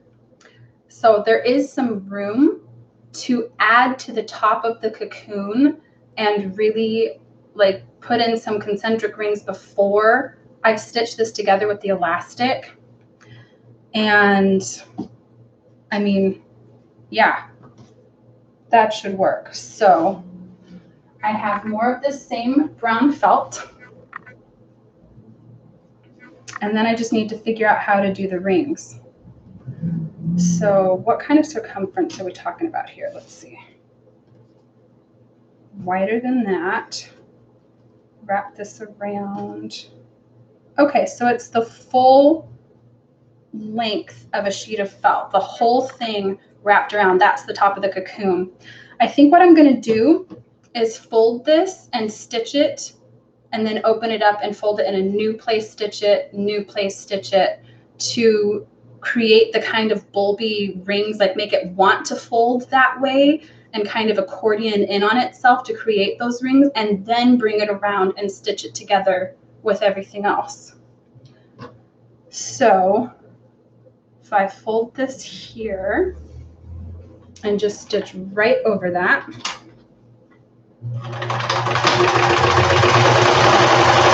And I think I'm going to put some angles in it too on purpose, just to make it more organic again too. So bring you over here.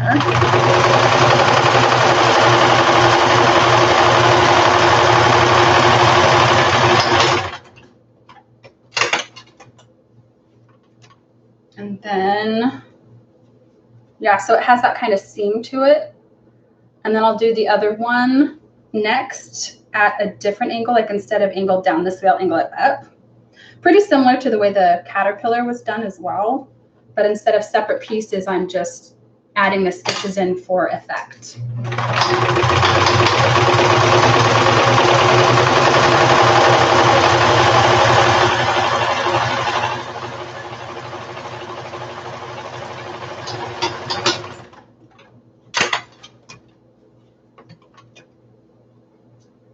Okay, so there are a couple, which actually effectively creates 3 rings, and that's already getting pretty thick.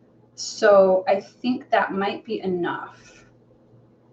This top band will be folded over to create that elastic closure at the top. And then I'll stitch the rest of this. My fingers are covering most of this. Hold on a second. Like that. So that'll be the added bit at the top with just those extra seams and things. So if I do it this way,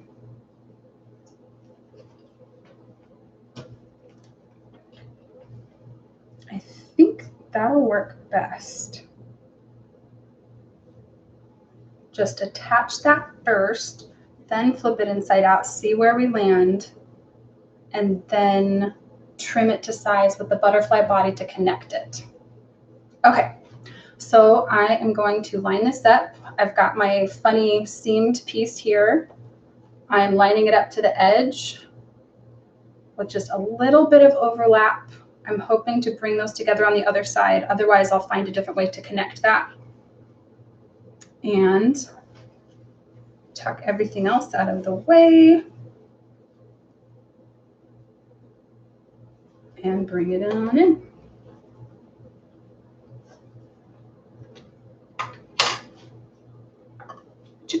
Where'd you go?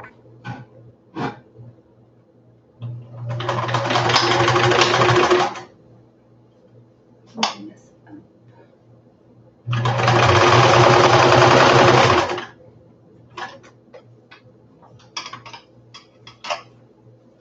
definitely remember to always put the needle in before you start repositioning so that it doesn't tug the material around and start your seam back up in a totally different place.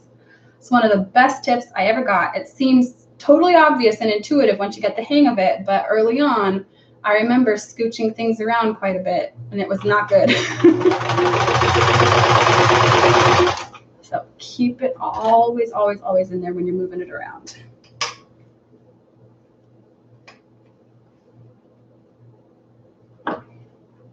Almost all the way around here.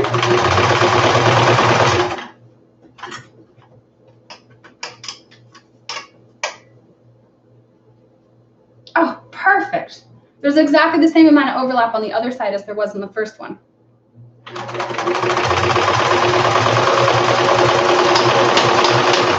Okay, that's beautiful. I love it when that happens. I like to say that spatial reasoning is my superpower, like puzzles or packing a suitcase or a trunk or just like knowing if something is going to fit or not, even if it's over there, like guessing lengths. Like there are plenty of things that I'm not great at, but that one I tend to do all right. It's fun. Okay, I'm going to stand up this butterfly body again and get that all situated, and then ta-da! There's the top of that. So now the butterfly body actually comes up to exactly where this top seam is all the way around. I like the way that worked out. Like, look, it's looking so much more like a cocoon already. Just that little bit extra. It's like cocoonified. Cocoon, cocoon. Okay, so now I'm going to come in on the back side of this and stitch these two together and trim it down to size. You actually did not fully connect where I thought you did, so come back in here and stitch it back up. Felt skidging around again.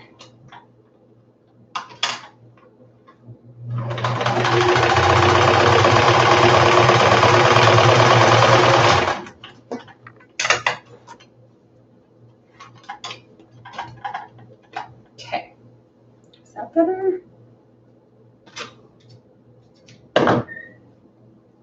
Yeah, that's better. Parking cars. Yeah, I do pretty all right parking cars. I like cars themselves a lot, but I don't thoroughly enjoy driving. Like, I prefer a stick shift because at least then I'm actually driving it. But, you know, who likes traffic? That's a pretty common thing. That's like not even, I don't know, not a big deal. Okay. This needs to come together. That needs to go together. I'm trying to think which color should be showing more when the elastic is added. And how much elastic do I need to use? I want to cinch it in as much as possible, but still have enough give in the elastic to fit all the way around the whole thing. So how big is that going to be? When I fold this over, like so. Okay. Oh, and the wings aren't in there yet, so it's going to have to be even bigger. I should probably attach the wings before I do the elastic, huh? Probably everything else too, because that's going to add a little bit of stuffing as well. Okay. All right, well, we have the cocoon edition. That's looking cocoony to me now. I'm digging it. And I had an idea to stitch in brown like the impression of wings inside, because the closer the butterfly gets to coming out, the more you can see it through the cocoon or the chrysalis. And I thought it would be cool to have the imprint of wings on there, but that's like a whole other level. Maybe I'll add that, maybe not. I'm not sure. So time to add the individual pieces.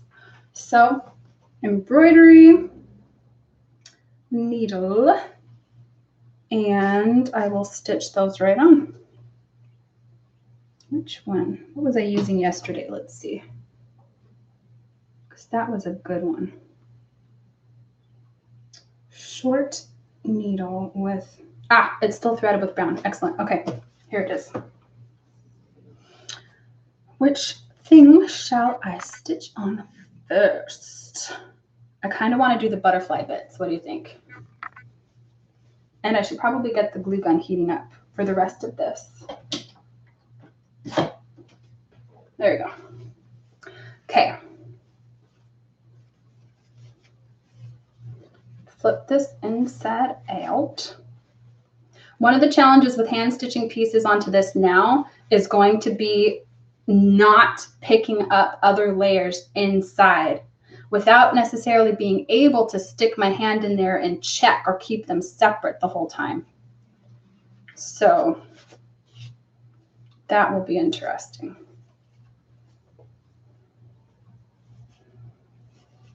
All right, so there's a seam all the way down one side of the butterfly right there. I'm not sure if you can see it, maybe in the light, but that double seam where I added material back in to widen it at the top. I think I'm going to make that the bottom.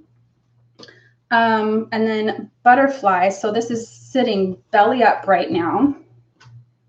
This brown thread will work. I'm not going to worry about changing that then. I think. I wouldn't quote me on that. Yeah, it looks fine. Okay. And then these guys. It is tough to tell though, like without the elastic in place, I don't actually know exactly where the end will be. So I'm really eyeballing it, and I'm not going to be able to attach the antennae, proboscis, or eyes until I know where that point is. So I can guess, here's the top of the butterfly body. The elastic is definitely going to go at least that far. So I am going to just take my elastic and literally tie it around here for now, just to get a better sense of where that'll be. So I'll pretend that's the top.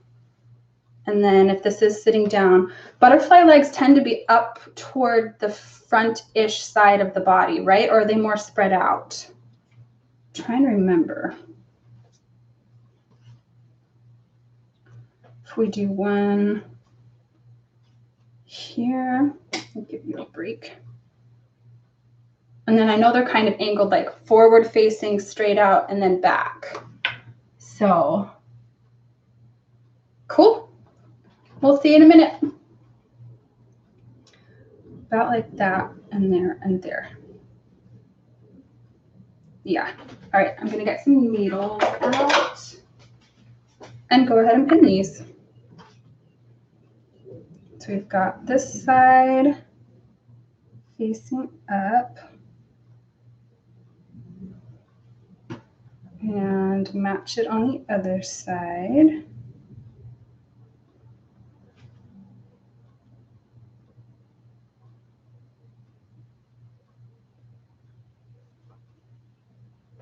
Then two in the middle, facing straight out.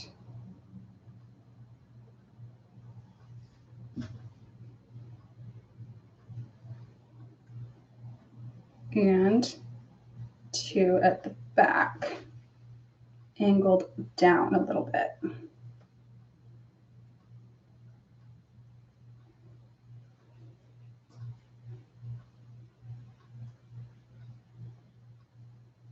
Okay, the middle leg, I can tell, looks like it's shorter than the other two, just because typically you would expect that to be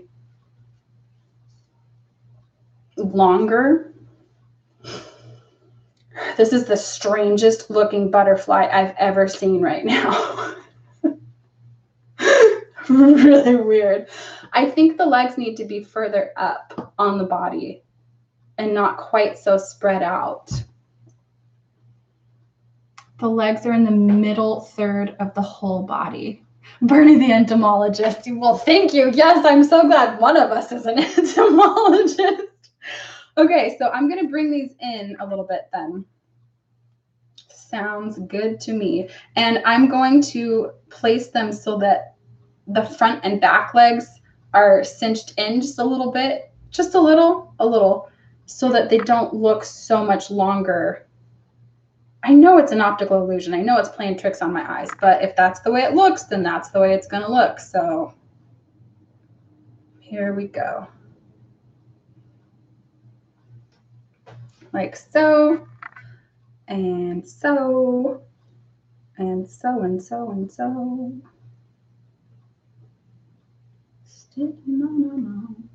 Mm-hmm. He's still centered. Is that? Oh, okay. You just have a wide angle on the pin. Got it. Yeah! That did it. That looks way better. That looks like a butterfly body at least. Let me get my backdrop real quick for you. That looks way better. Look at that. I mean, it looks like a butterfly now, right? So that's good. Okay. Satisfied with the leg placement. I'm going to stitch them on real quick. And I totally called it with the thread color. I'm switching. All right. No big deal. Save you for later. And darker brown. Yeah. Is it this one?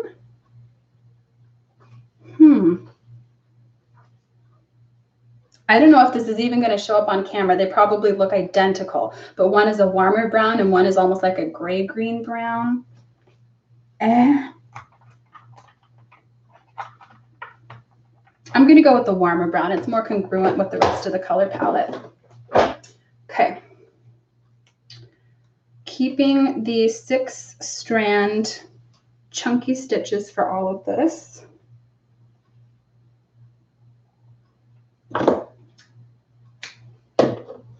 Right at a bend. Okay.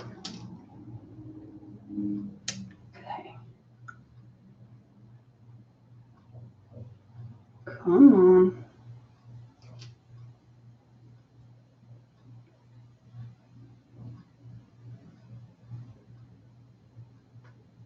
Threading needles, the most exciting part of any craft project.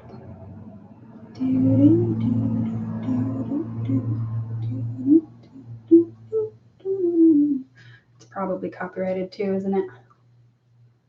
More likely than not. Oh, for goodness sake, get in there. If you all line up and play nice and hold hands, you can get in together. And then we can carry on.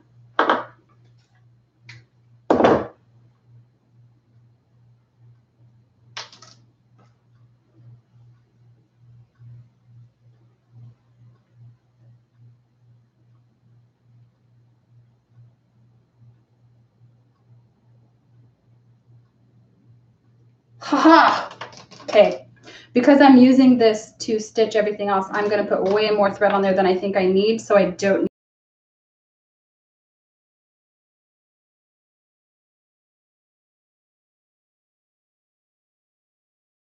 stitching legs.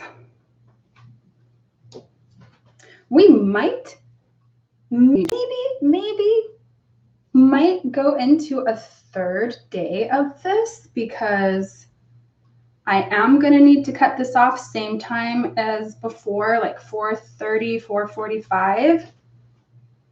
And judging by the pace, we'll probably end up finishing up some of these things again. So Wednesday, 2 p.m., if that's working for you. If you guys have a particular time of day or week that would be especially convenient for you, let me know. And if I can swing it, I'll swing it for you. Oh my goodness.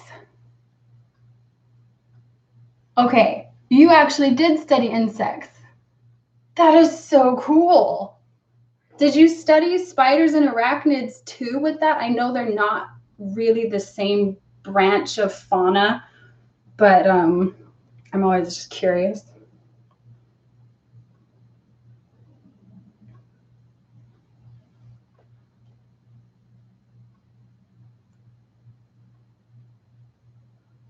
Tuna tin. A locust? You had to dissect a locust?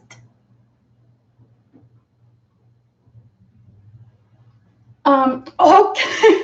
Good question, Mikio. Okay, am I writing this process down for future repeat projects? Short answer, no. I'm recording it and I can watch that back and get a sense, and then the rest is just photographic memory and the feel of the process. And if I make one of these again, it'll be very similar, but not exactly the same. Oh goodness, that was a good prick. Okay. Yeah, not exactly the same, because I'll probably make it better. Like the order of construction might be a little different to make things easier, and I'll have a better idea of, like, the butterfly body, I had to stitch pieces back in again. So next time I just wouldn't trim them as small the second time. Things like that. I tend to really work on the fly. There are some things that I've made patterns for, but for the most part, I just run with inspiration and my basic understanding of architecture and pattern making and so on, and just wing it and figure it out. It's my favorite thing to do, I swear. Like, I'm not kidding when I say this is my happy place. Like the middle of some crazy, like harebrained, new fandangled idea, and I have no idea if it's going to work, and it just makes me so happy. There's a lot going on here to get this stuck to. Okay. So I'm doing kind of a figure 8 pattern on this to go around into the felt, up through the middle of the leg, around into the felt, up through the middle of the leg, back and forth a couple times. I'm going to trim it down and then do a couple stitches around the edge of the leg just to help anchor that down so it doesn't catch on things and come off. It probably wouldn't come off, but I tend to be a little over thorough with these things. Maybe at some point in my stitching career, I will gain more confidence in the staying power of these things. Come on through.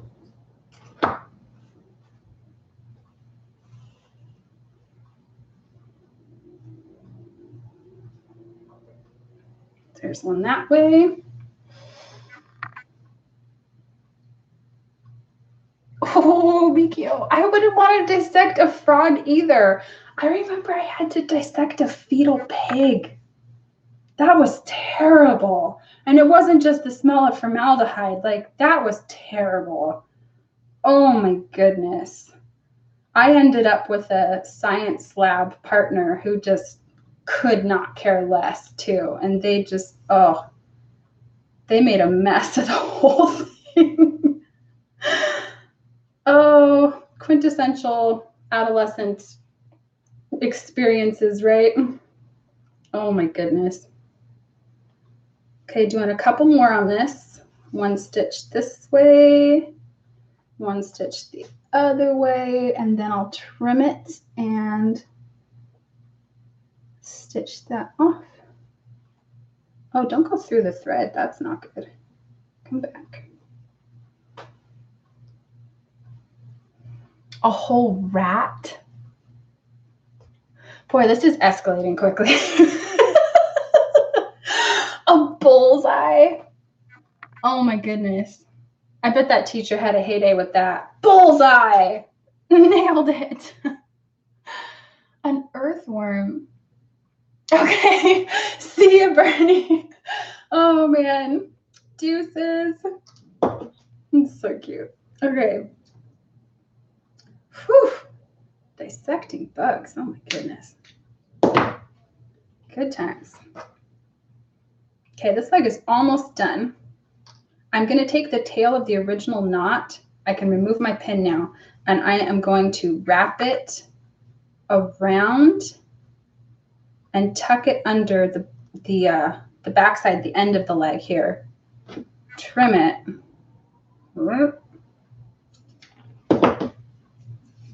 And then stitch around it. So the end of the leg on the butterfly body has been stitched like a figure 8 around, and then I trimmed it and I'm stitching around the very end of it. Hopefully that makes sense. I can show you like right on it, but it's so tiny and so difficult to see. I don't think that's really going to come through there. Okay. So there's one.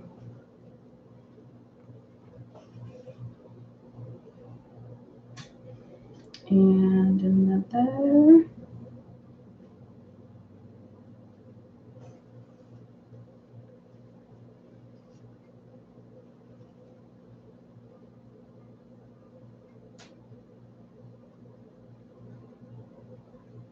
Two more of those, and then I'll knot it off.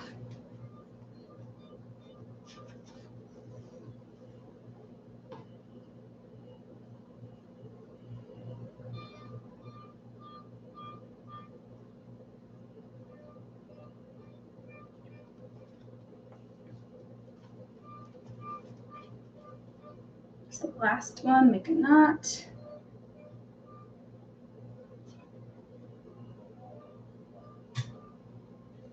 And thread it up through a bit of the felt. Oh no, did I? Oh no.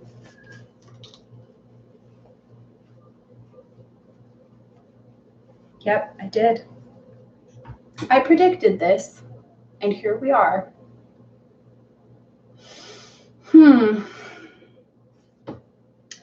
All right, well, I am going to finish this as is so I can trim it. And then we're going to do a test with all of these needles in here. Let's see if that works. Okay. I picked up a tiny little bit of a stitch on the caterpillar. Oh boy. A teeny, teeny, tiny little stitch that doesn't even show on the caterpillar.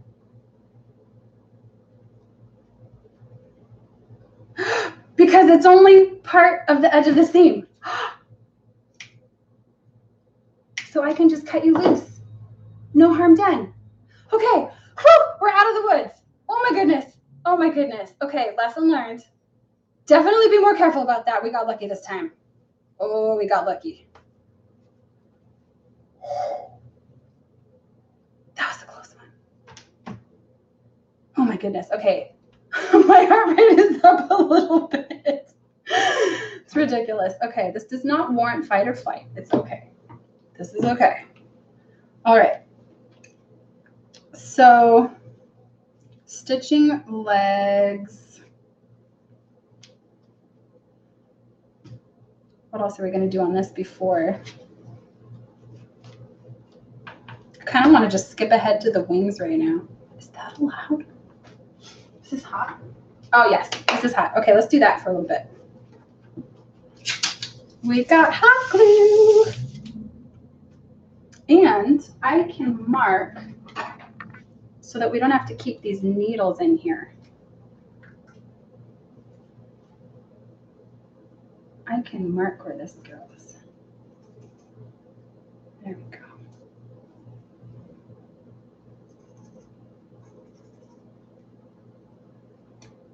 If push comes to shove and the marks wear off, which I know they might,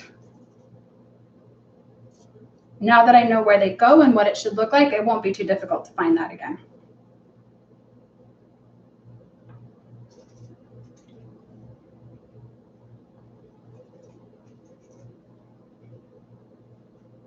There we go. Yeah, that'll be really easy. Okay. So I'm gonna flip you over. Make sure this is straight up now so that the legs are right on the back. Okay. That's straight up and down. All right, before I stitch these on, I'm gonna have to trim all those extra threads. But for now, we can do hot glue. I love hot glue, you guys, it's so good. Hot glue is amazing. Nobody vetoed the dots together out on the edge, so I'm definitely going with that one. Speak now or forever hold your peace. Okay. So this circle goes here, and you have point. Circles don't have points. Get the ends. Okay. Little circle of thought.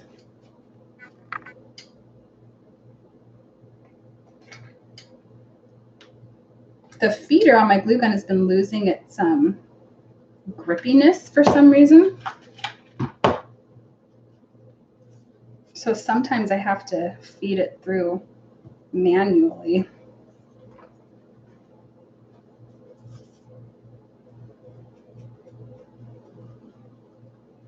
Got any big edges sticking out here? There's one right there. Okay. Just a little bit more.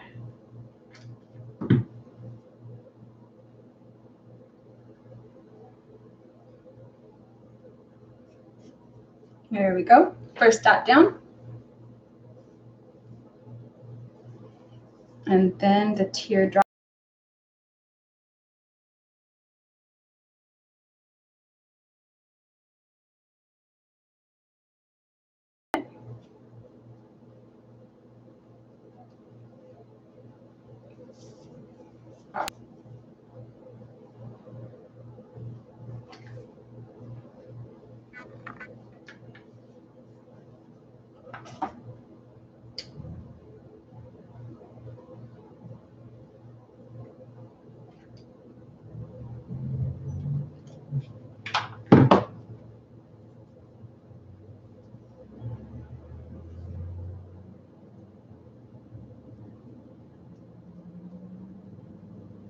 Oh, that one went on nicely. Hot glue is an odd kind of science. Sometimes it's really difficult to gauge exactly how much you need and how far it's going to spread. And the temperature at the time when you put it down, it even affects it. It's wild. Okay, that's looking good. So there's one part. Got those two. We'll place the bottom of the butterfly wing right there. And while I'm still on those, I'm going to do the opposite side of this right here to make sure that they are symmetrical. You know, within reason. It's felt and hot glue, so.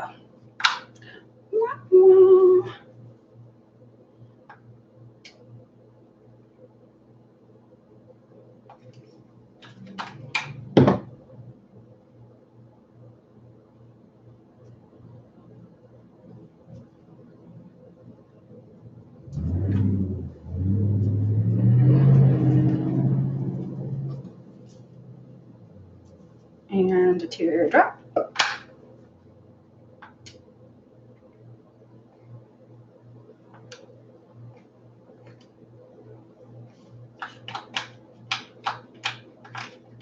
I'm gonna need to get this on the saddle again in a minute. It's pretty hot still right now, but I can tell it's beginning to wane.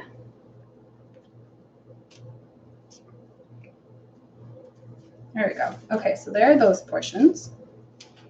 And for the time being, I am going to flip these so I can do these parts.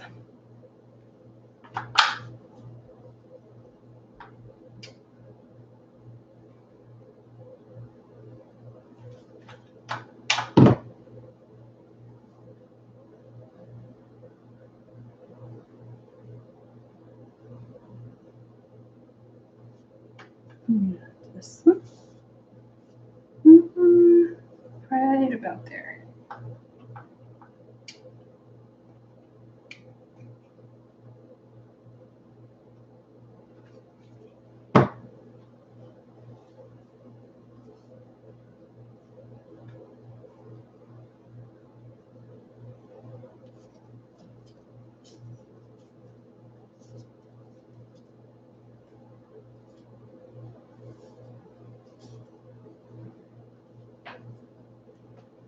And teardrops.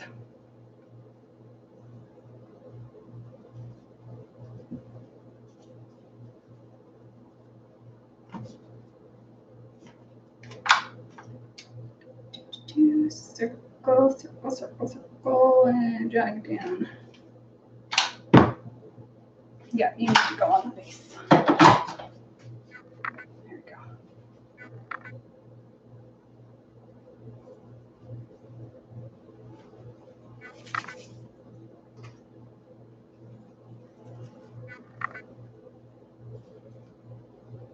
One of the things I love about hot glue is how much you can like push it around to make sure something ends up in the right place before you let it go. But then it still fully hardens within a reasonable time frame, which is so nice.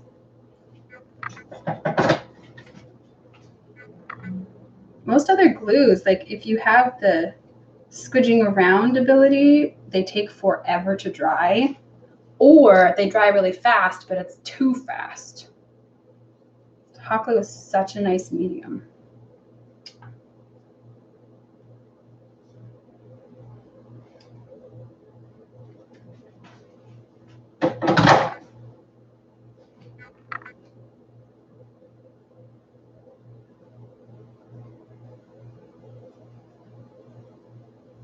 Okay, 3 more little dots on each side.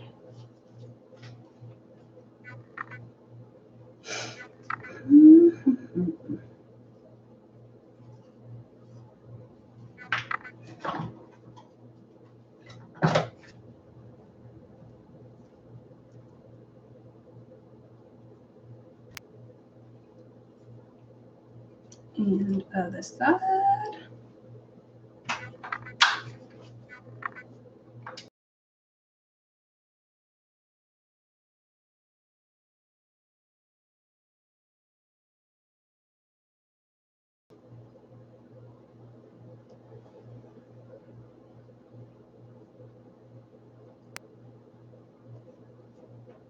Trying to match these up as much as possible.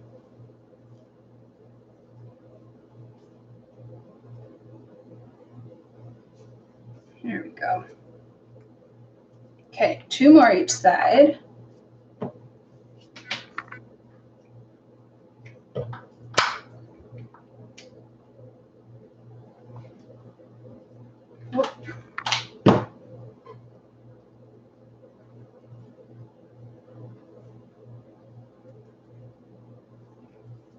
And here.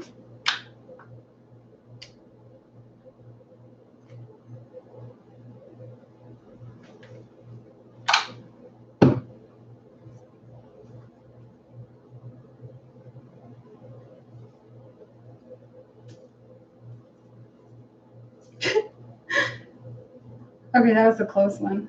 For a second there, I thought I lost a dot already, but it was stuck to the underside of the felt wing. Oh boy. It'll be nice to have these all tacked down so I don't keep losing them. All right. 1 more each side.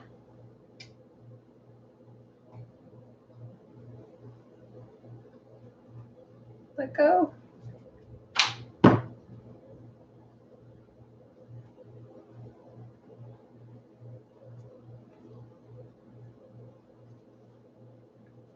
And last one.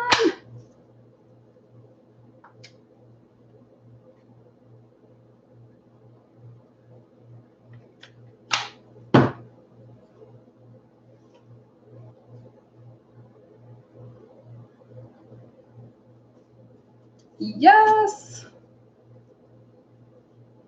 Dun, dun, dun, dun, dun. Charge. Okay. This is looking so awesome. The bottom wings like to curve up, but the top wings curve down. Isn't that weird? Like, maybe if I hold one in each hand. Okay, let's see. Get this to go back out that way. Maybe when I stitch them on, I can help that to stay where it's supposed to be. Like instead of just hanging out and folding, I can stitch these back slightly and like tack them so that it goes where I want it to.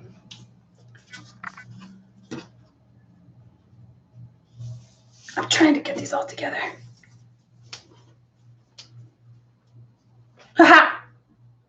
This is not really working the way I thought, but you can kind of see, like, here we go. Ah! Ta-da! That works better. Flap, flap. Oh, this is awesome. Butterfly wings! Okay. When we put the butterfly wings on the top here, oh, I need to get this guy around here again, don't I? Okay, that's the top. That's the shape of it. So you guys can see the head is facing you. And I'm just going to thread the antenna through here. Just for giggles. Okay. Get on there. You were in the right spot before. Thank you. Okay. Make sure the seam is at the very bottom here. And then the wings come all the way up to the very center. They're kind of like slightly off, right? And they're pretty well over the middle of the butterfly from the starting point, if I remember correctly. Like that. Okay. So my hand again is, you know, in the way holding things, but like that, right? Kind of get an idea of it.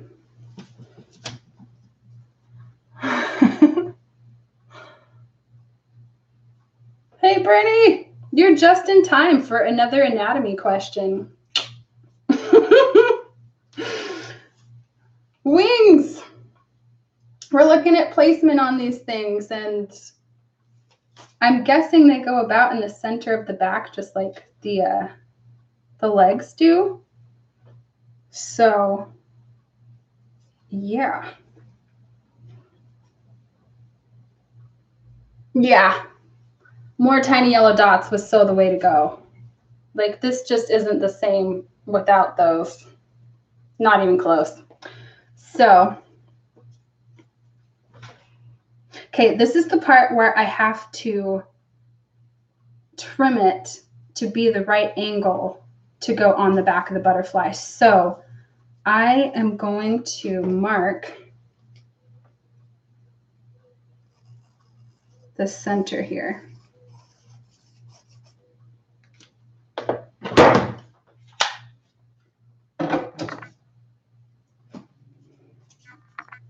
So there's the center of the back right there. You see that like white line. And for a second, I'm going to set that aside and actually move all of this, scoot you out, and you, and you, and you, so that I have the rotary mat right beneath me. Okay. So when these are all lined up,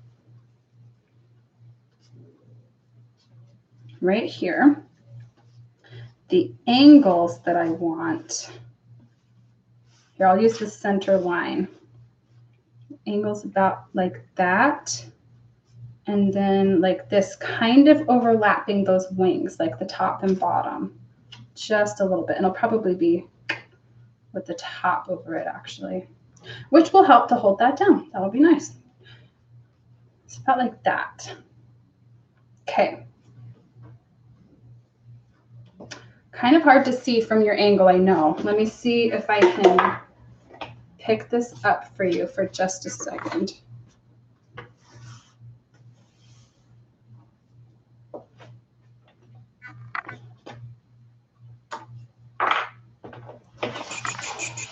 I'm coming over to you guys for a minute. Okay.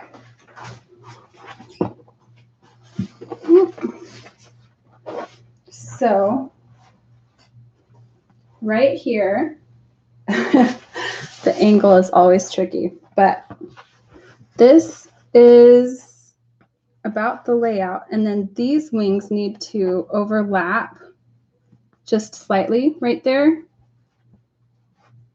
And the angle comes together. So I'm going to line them up as best I can and then take the rotary with the ruler and fill in these right up in there. It's really difficult to get them to lay flat right now. So maybe, there we go. Okay, it's like that, and pull you out.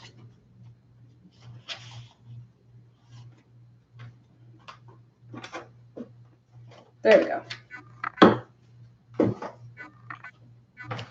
I think that'll do it. I think that's about right.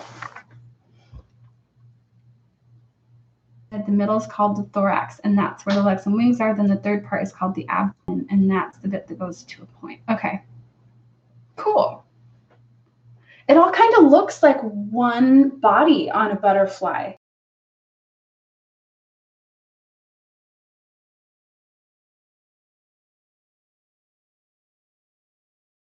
So I'm going to scooch these out from each other. There's that word again, scooch, scooch, so that they are even. And bring this up so everything is going to be stitched to a line, that inch line, and then this angle. I don't think anything I'm saying right now makes sense. Bear with me. Okay, there we go. That's good. All right. This is the part where we have to be brave and just do it. Because if I don't have a straight line when I'm stitching, it's just not, it's not going to work. Okay. That part I can do at an angle and just kind of curve it in, and that'll help it to sit the way we want. Same thing with that, but this bit in the middle definitely needs to be trimmed.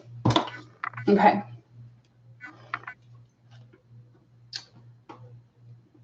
So you all go and then curve. What's going on with you? Tighten up. Okay. Curvy bits, curvy bits.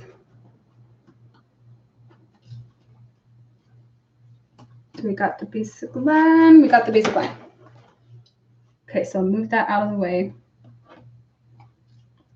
Here's this bit. That looks good. I can follow that line, and then this bit. That looks good. Okay, so you can see the difference.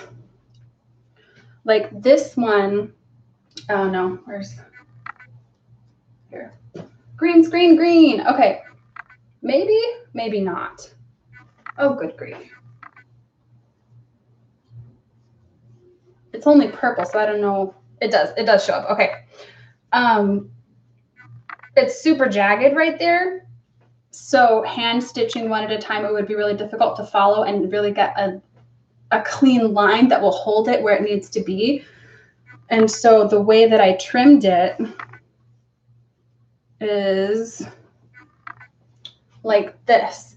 And you can see it's actually a curve, but it creates a nice smooth line that'll be easier to follow and really place it where it's supposed to be. So I'm going to do the same thing to the other side now.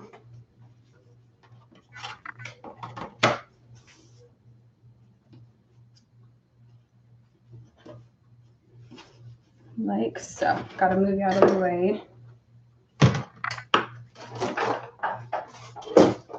And this will probably be it today. I've got like 5 more minutes. And then we can get together. And I I'm going to go ahead and take the liberty of stitching some of this off camera, just because the really, really dark portions with the legs and everything, you can't see what I'm doing. And I know that's not the most interesting part. So I'm going to take care of some of those things.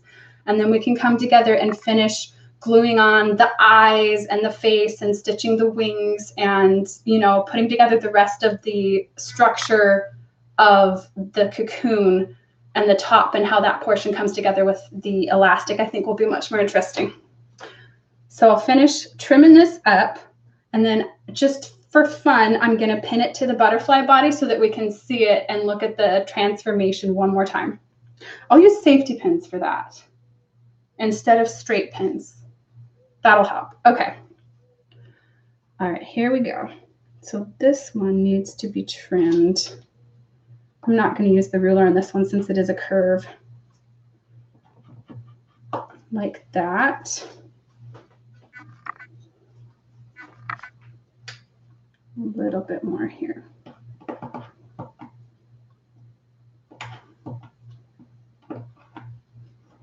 There we go. And just to check, I'm going to lay these against each other.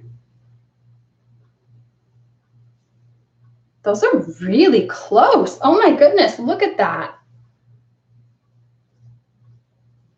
Really, really close. Okay. Awesome. So if I do that with these pieces, I can probably follow that line. Yeah. This lines up so well. I know I cut these 2 at a time, every panel, and lined them up, but I'm still very pleased with the way it turned out, because after stitching, you know, the variances and seam allowance can make a difference too. So that is exciting. Okay. You come out and you come out, and then cut you to size.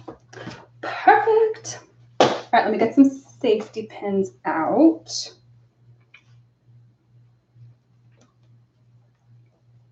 Little guys. I think I used a bunch of my safety pins for something recently, so looks like I'm running low. Should have enough though. Yeah, there's enough here.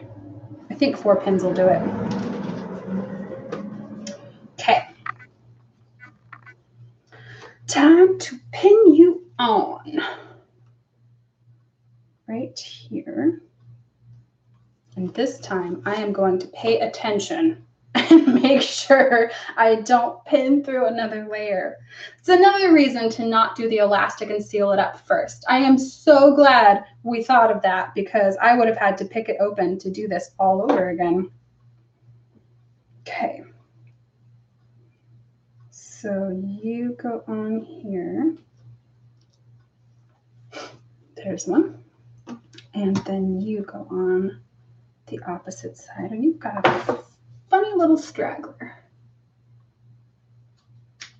that probably doesn't matter. Okay. You go here.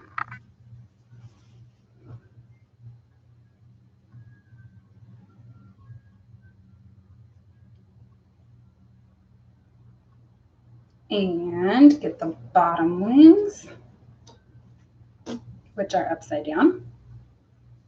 It's nice to know that you can actually tell what's upright or not. I know I've been looking at this for, I don't know, how many hours have we put in on it? I don't even know. Probably like 5. Anyway, it's good to know that you can tell the up and down, because that probably means we did a good job making it and designing it. The pattern of these butterfly wings was like major joint effort, guys. It's awesome. Okay, this thing. And one more.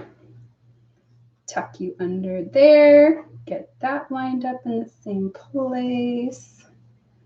And one more safety pin. Ha ha! Now you can get a better view of it and how it'll connect. Like that. And of course, the top portion will end right here and have antenna instead and little legs. So it's got a bit of a fat body, and when the wings are stitched on all the way up and down, instead of just a single point of contact, it'll help them to stay open, because I can shape that even more, and then they'll really stay. Cool. All right, so I'm going to flip it the other way. I think I do need to trim some of this excess off to have a better idea of the stuffing and everything. But I'm going to cut it long so that we don't have too little of it. Here, go like this. I scoot you down and open you up. Then I'll have an even clearer idea of where you go.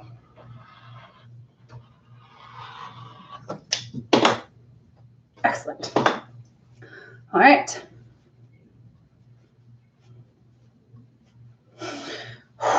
This is just as nerve-wracking as before, because now it has wings and there's going to be all that extra material in there.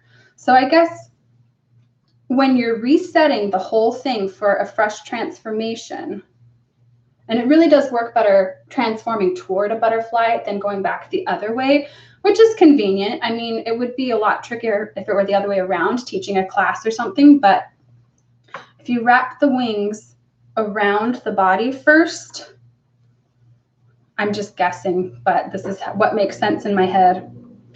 And then go to pull it the other way. Can you still fit your hand through there? I'm so glad I didn't use straight pins. That would have been a disaster. Okay, yeah, so you can fit it all through there. This comes in here. The wings are staying nicely tucked. That's good. What's going on with you though? Oh, that's just the length of the body. Okay. So tuck you all in there and scooch it down. You can kind of like grip some of what's in there and scooch it down like you're stuffing a teddy bear and pushing around polyfill kind of, so that you can even out everything in there with the caterpillar. And then the rest of this will go up inside the other end. It's definitely a lot more bulk. So that goes. We'll see how well the wings fare when we pop it back out again. Yeah, that'll do. And then nice little toggle, a little button closure just right there in the middle.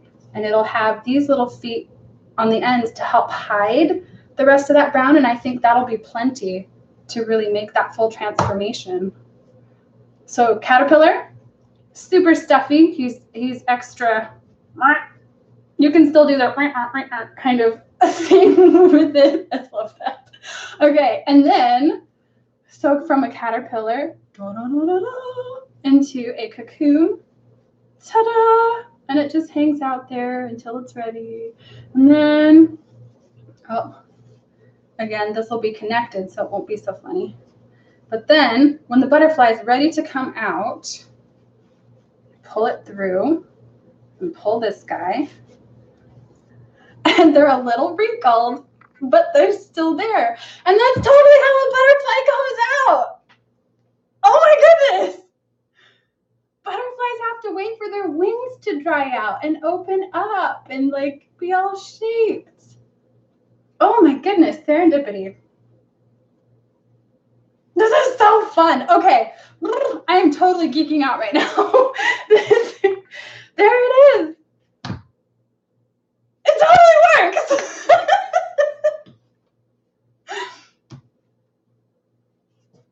This is so awesome. Okay. I'm gonna bombshell.